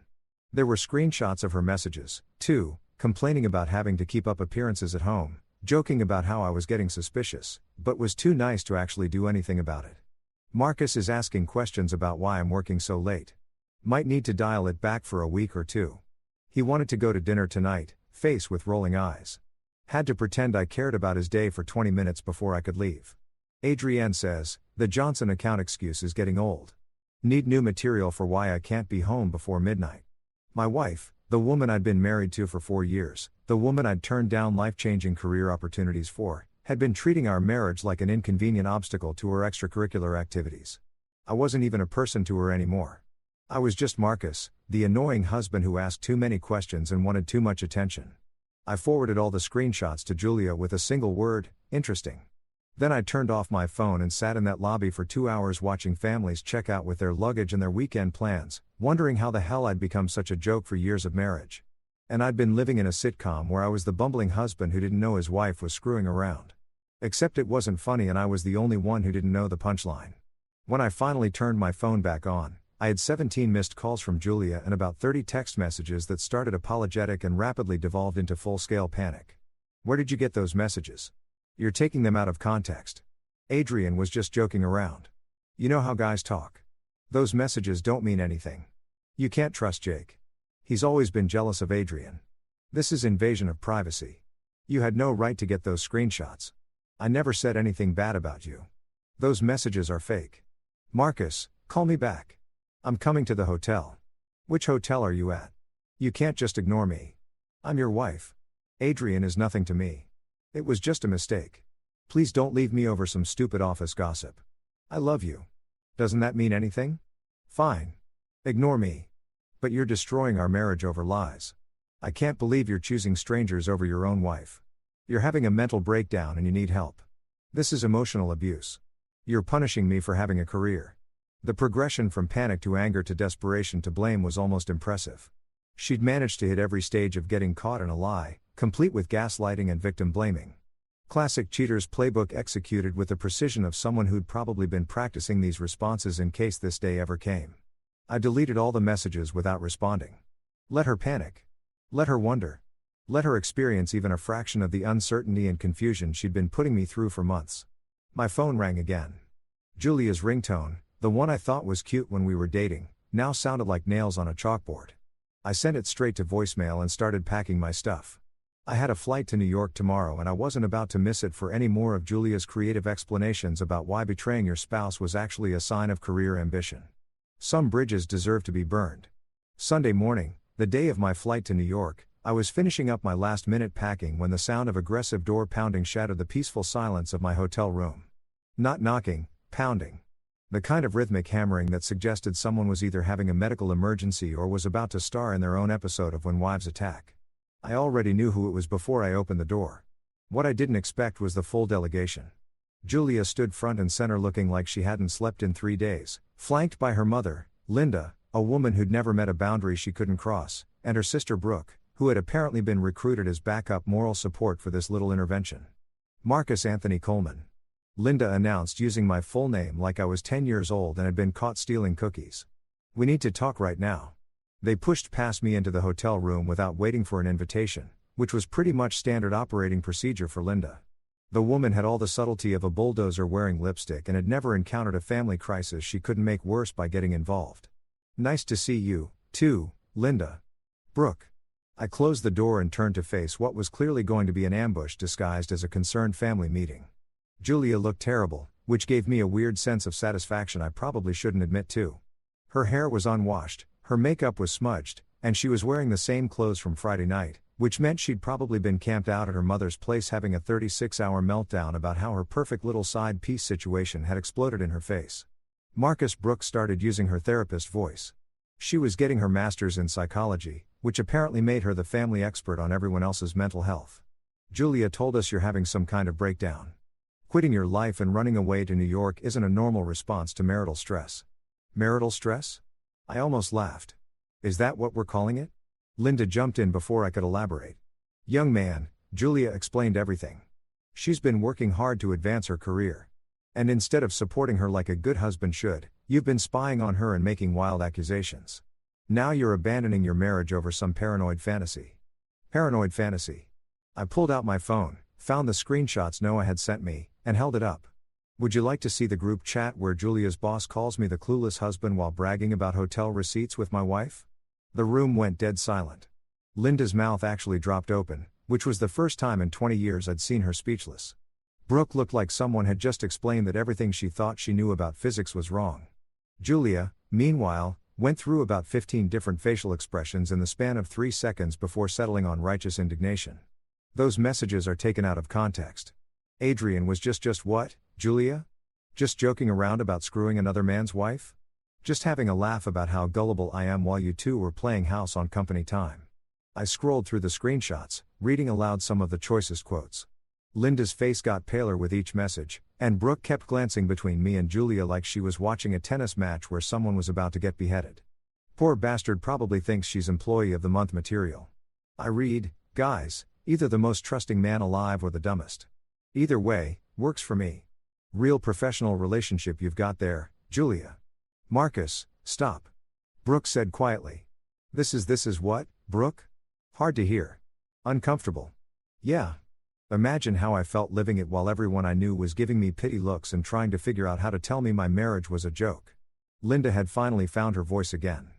Julia Marie, what in the hell is this? She was using her daughter's full name now, which meant someone was about to get the lecture of their life. Julia's defense strategy was predictable. Deflect, minimize, blame everyone else. Mom, those messages don't mean what Marcus thinks they mean. Adrienne has a twisted sense of humor, and the guys at work are immature. I never did anything wrong. Never did anything wrong. I pulled up another screenshot. Here's one where you complain about having to keep up appearances at home. Here's another where you joke about me being too nice to actually leave you. What exactly do you call that, Julia? I was venting. Everyone vents about their marriage sometimes to their boss. The same boss you've been spending every evening with for 3 months. The same boss who's apparently been collecting hotel receipts for your client meetings. Brooke was shaking her head like she couldn't process what she was hearing. Julia, please tell me you didn't actually. I didn't do anything. Julia exploded. God, you're all acting like I committed murder. So what if Adrian and I got close? So, what if we spent time together outside of work? That doesn't mean anything happened. Nothing happened. I scrolled to another screenshot. Here's Adrian talking about how the married one gives the best presentations after midnight. Here's him making jokes about soundproofing hotel rooms. What kind of client meetings requires soundproofing, Julia? The silence that followed was deafening. Linda looked like someone had told her that her retirement fund had been invested in Monopoly money. Brooke was staring at her sister with the expression of someone who just discovered their childhood hero was actually a serial killer. Juliet tried one last desperate play. This is emotional abuse. You're ganging up on me, humiliating me with private messages that were stolen from my workplace. I could probably sue Jake for this. Sue Jake? I laughed and it came out bitter as black coffee. Julia, the only person who humiliated you is you. These aren't private love letters that got hacked. These are your boss and coworkers making fun of your marriage in a group chat. You turned our relationship into office entertainment. Linda finally spoke, her voice smaller than I'd ever heard it. Julia, honey, is this true? Have you been with this man? Mom, it's complicated. You don't understand the pressure I'm under at work. The expectations. It's a yes or no question. I interrupted. Did you or didn't you sleep with Adrian? Julia's face crumpled. Not in a sad way, in a defeated way. The way people look when they realize their elaborate house of cards has finally collapsed. And there's no point in pretending the pile of cardboard was ever a real building. It wasn't supposed to happen like this, she whispered. And there it was. Not an admission exactly, but close enough. Linda sat down heavily on the hotel room's single chair. Brooke covered her face with her hands, and Julia started crying. Real tears this time, not the manipulative ones she'd been using for 3 days. I have a flight to catch, I said, zipping up my carry-on bag. My new life starts in about 4 hours, and I'm not missing it for any more of this drama. I handed Brooke the screenshots. Here, show these to whoever needs to see them. I'm done being the bad guy in my own marriage. As I walked toward the door, Linda called out one last time, Marcus, what do you want us to tell people? Tell them the truth, Linda. For once in this whole mess, just tell the truth. Landing at JFK felt like stepping through a portal into a parallel universe where I wasn't the punchline of my own life story. The moment I walked off that plane, breathing in air that didn't smell like broken dreams and other people's cologne, I knew I'd made the right choice. Hell, I should have made this choice months ago. But better late than never, right?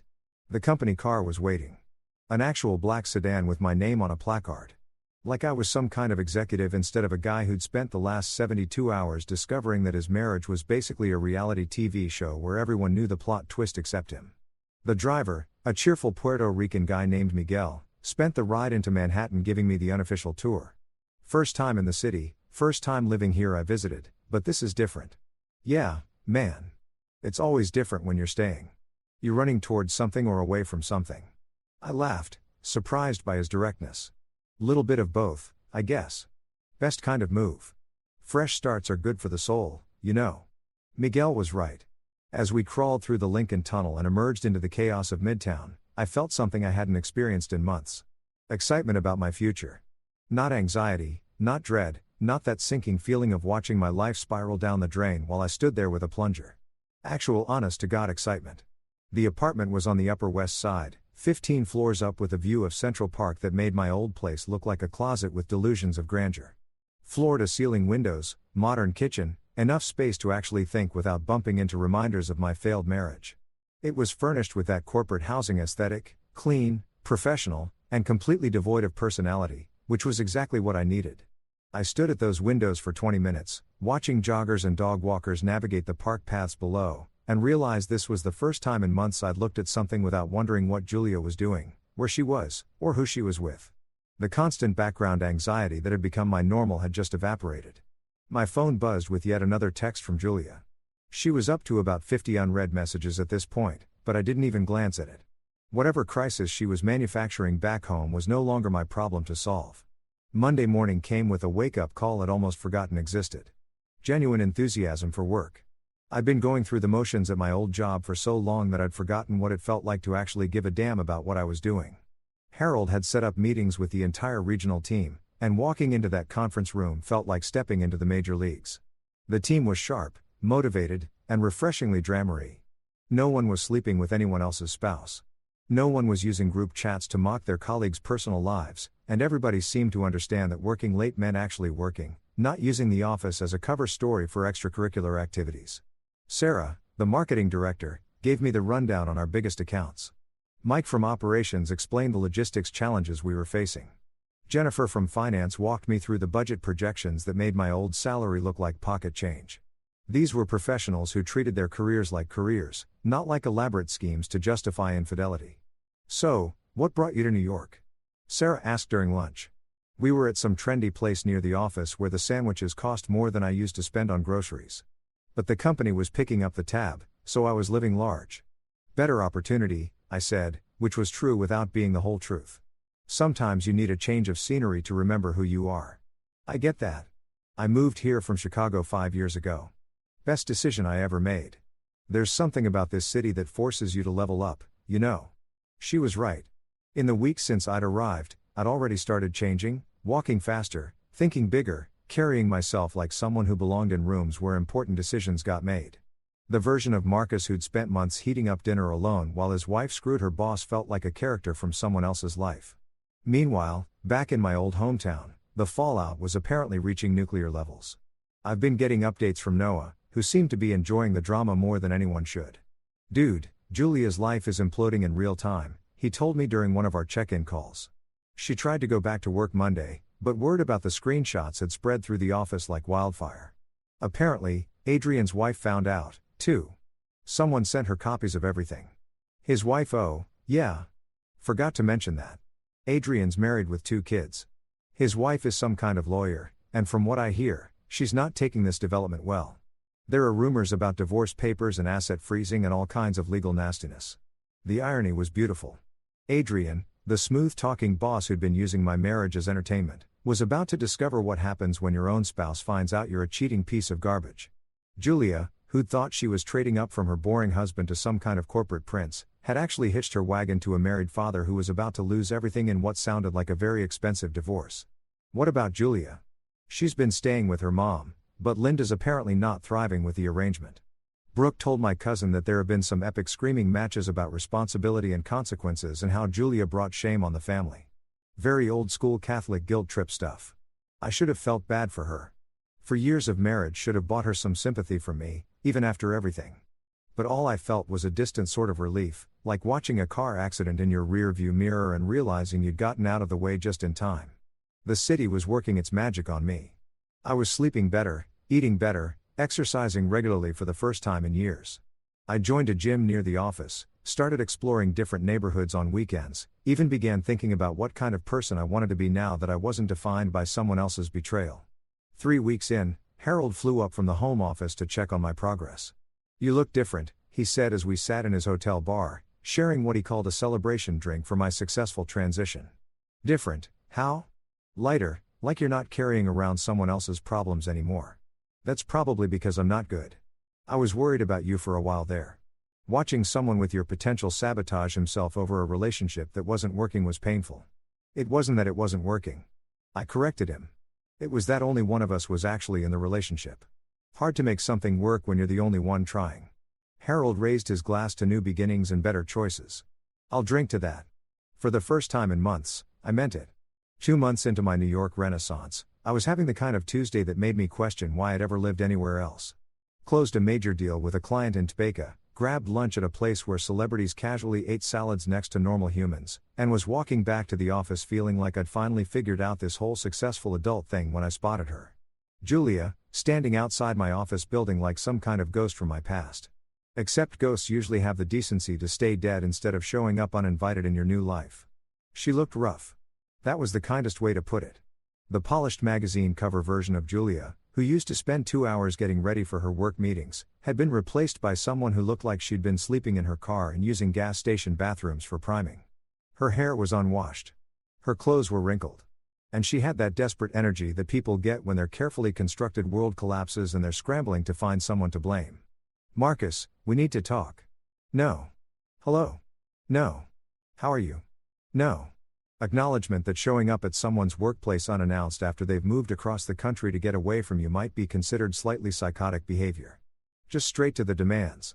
Because apparently 4 years of marriage hadn't taught her anything about basic human courtesy. "Julia, what the hell are you doing here?" "I flew up this morning. We need to talk about us, about our marriage, about what we're throwing away." "Us, our marriage, what we're throwing away." The audacity was almost impressive. She was talking like this was some mutual decision we'd made together instead of the natural consequence of her spending 3 months screwing her boss while turning my personal life into office entertainment. "There is no us, Julia. There is no our marriage.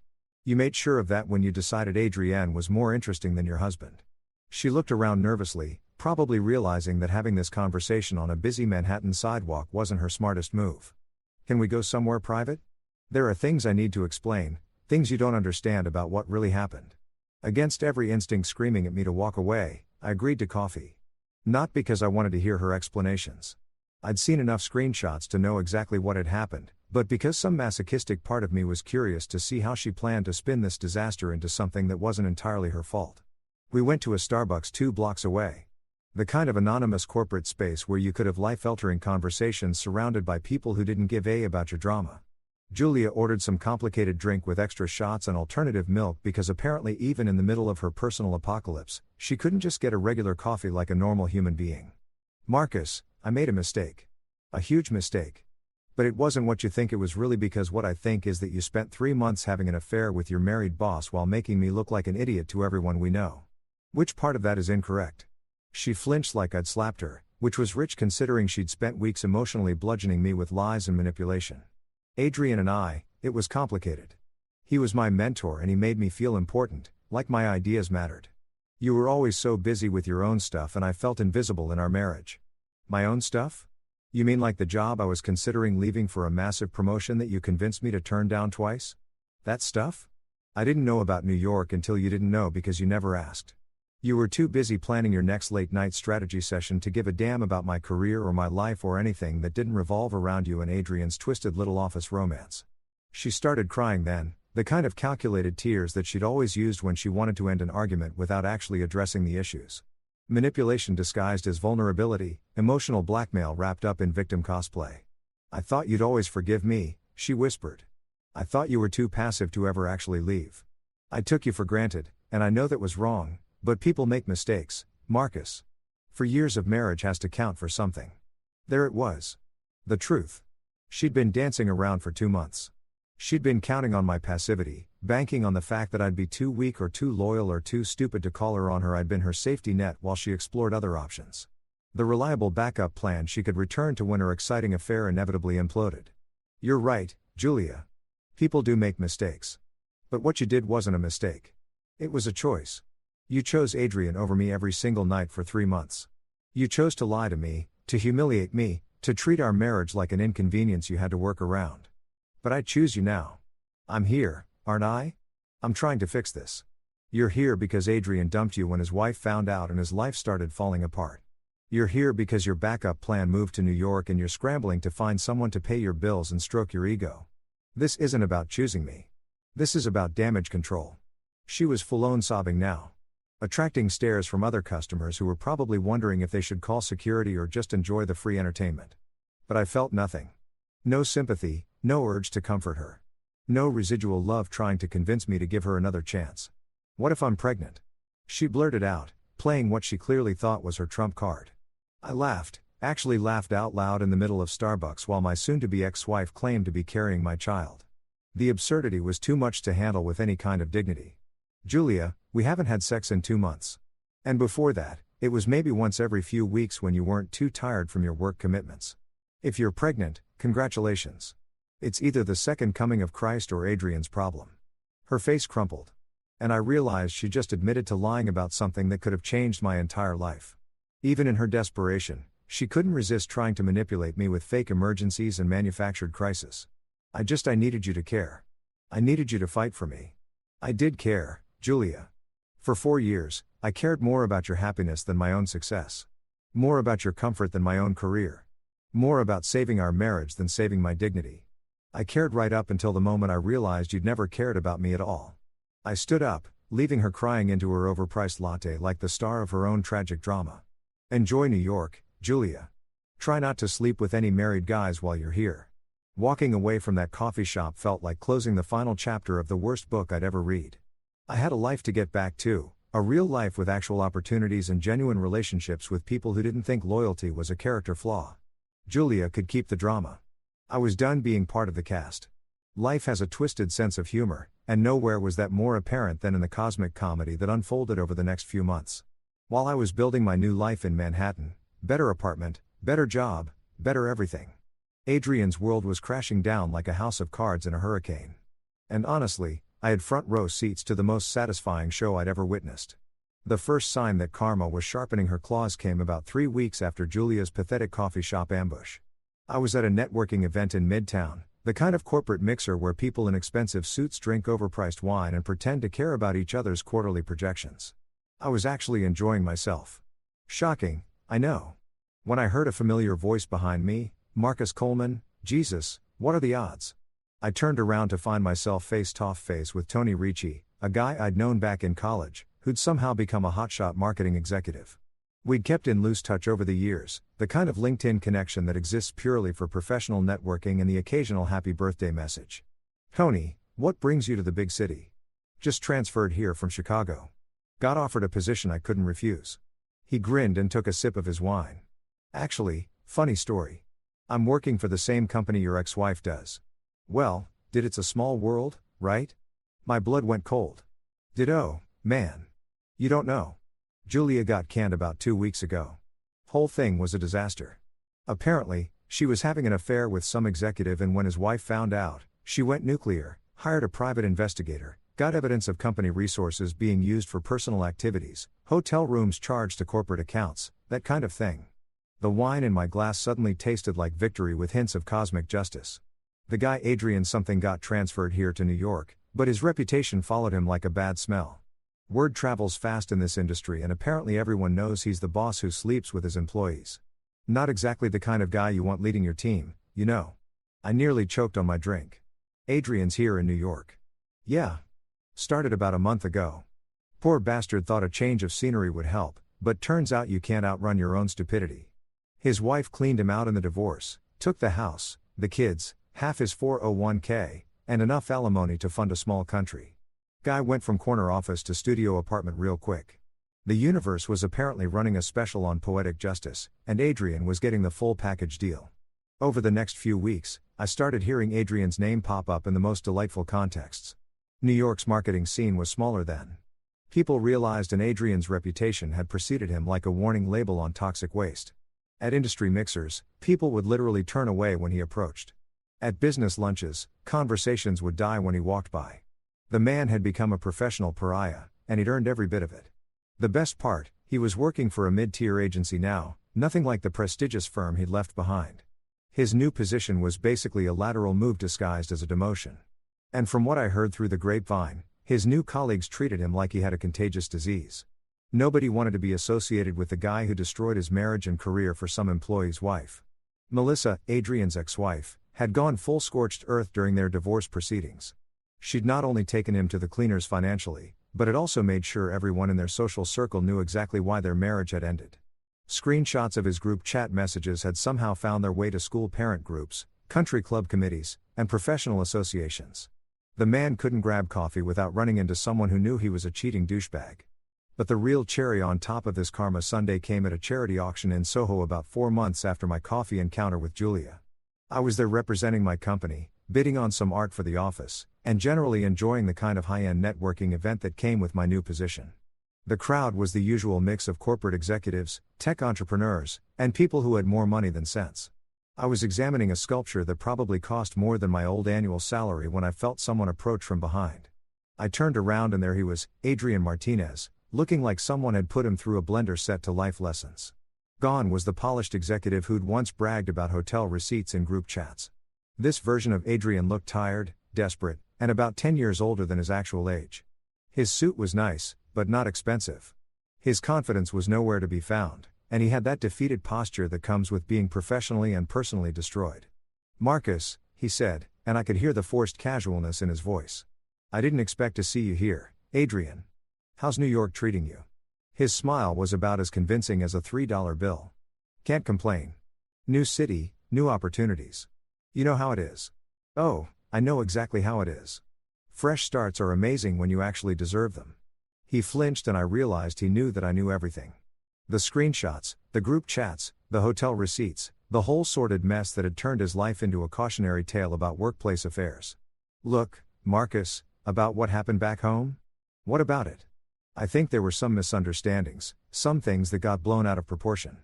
Maybe we could grab a drink sometime, clear the air." The audacity was breathtaking. This guy had spent months mocking me in group chats, bragging about screwing my wife, and turning my marriage into office entertainment. And now he wanted to grab drinks and clear the air like we were old buddies who'd had some minor disagreement about sports teams. "You know what, Adrian? I think the air is pretty clear already. Crystal clear, actually. Come on, man. We're both professionals. No reason we can't bury the hatchet and move forward." I looked at him, really looked at him, and saw exactly what he was. A middle-aged man who destroyed his own life for a few months of excitement and was now desperately trying to convince himself that his catastrophic choices were somehow everyone else's fault. "You're right," I said. "There's no reason we can't move forward. The difference is I already have. You buried yourself, Adrian. I don't need to bury anything." His face went pale and I could see the exact moment he realized that I wasn't going to help him rehabilitate his image or pretend his actions hadn't destroyed multiple lives. I walked away, leaving him standing there with his fake smile and his desperate networking attempts. Watching Adrian's fall hadn't been the goal. It had just been a pleasant side effect of choosing myself over a toxic situation. Sometimes the best revenge is just living well while your enemies destroy themselves. 6 months into my New York chapter, I was living the kind of life that people write motivational Instagram posts about. Corner office with a view of the Hudson Bank account that didn't give me anxiety attacks and a social calendar that didn't revolve around wondering where my spouse was spending the night. But the real victory wasn't the professional success or the financial security. It was waking up every morning without that knot of dread in my stomach that had been my constant companion during the final months of my marriage. The updates from my old life came through Noah, who'd apparently appointed himself as my personal war correspondent for the ongoing disaster that was Julia's existence. And let me tell you, the reports were more entertaining than anything Netflix had to offer. "Dude, you're not going to believe this latest development," Noah said during one of our weekly check-ins. "Julie is dating her personal trainer now." "Of course she is. Let me guess. He's got abs you could wash laundry on and the emotional intelligence of a golden retriever." "Bingo. Guy's name is Chad because of course it is. And he's exactly the kind of meathead who thinks protein powder is a food group. But here's the kicker. He's already cheating on her." The irony was so perfect it almost hurt. Julia, who destroyed her marriage by cheating with her boss, was now getting cheated on by a guy whose idea of intellectual conversation probably involved comparing pre-workout supplements. Karma wasn't just knocking on her door. It had kicked the door down and was redecorating the entire house. She caught him with some Instagram influencer who does those fitness videos in bikinis. Apparently, Julia walked into the gym unannounced and found them in a very non-professional training session. The meltdown was legendary. Screaming, throwing weights, threatening to sue the gym for emotional trauma. They banned her for life. I should have felt some sympathy for her. For years of marriage should have earned her at least a moment of pity when her new relationship imploded the same way ours had. But all I felt was a distant sense of cosmic balance being restored. The financial karma was even better. Turns out Julia's little tax evasion scheme, keeping her parents' address to claim benefits she wasn't entitled to, had finally caught up with her. The IRS doesn't have a sense of humor about fraud, even the small-scale variety, and they'd hit her with penalties and back taxes that wiped out what little savings she'd managed to accumulate. She had to move back in with Linda and Brooke, Noah continued. 3 grown women in a 2-bedroom apartment, and from what I hear, it's about as peaceful as a cage fight between raid badgers. Linda's been giving her the guilt trip of the century about bringing shame on the family. And Brooke's been playing amateur therapist, trying to get Julia to acknowledge her destructive patterns. The mental image of Julia, the woman who'd once complained about our apartment being too small, crammed into her childhood bedroom while her mother lectured her about responsibility and consequences, was almost too good to be true. But the real plot twist came a month later when Brooke reached out to me directly.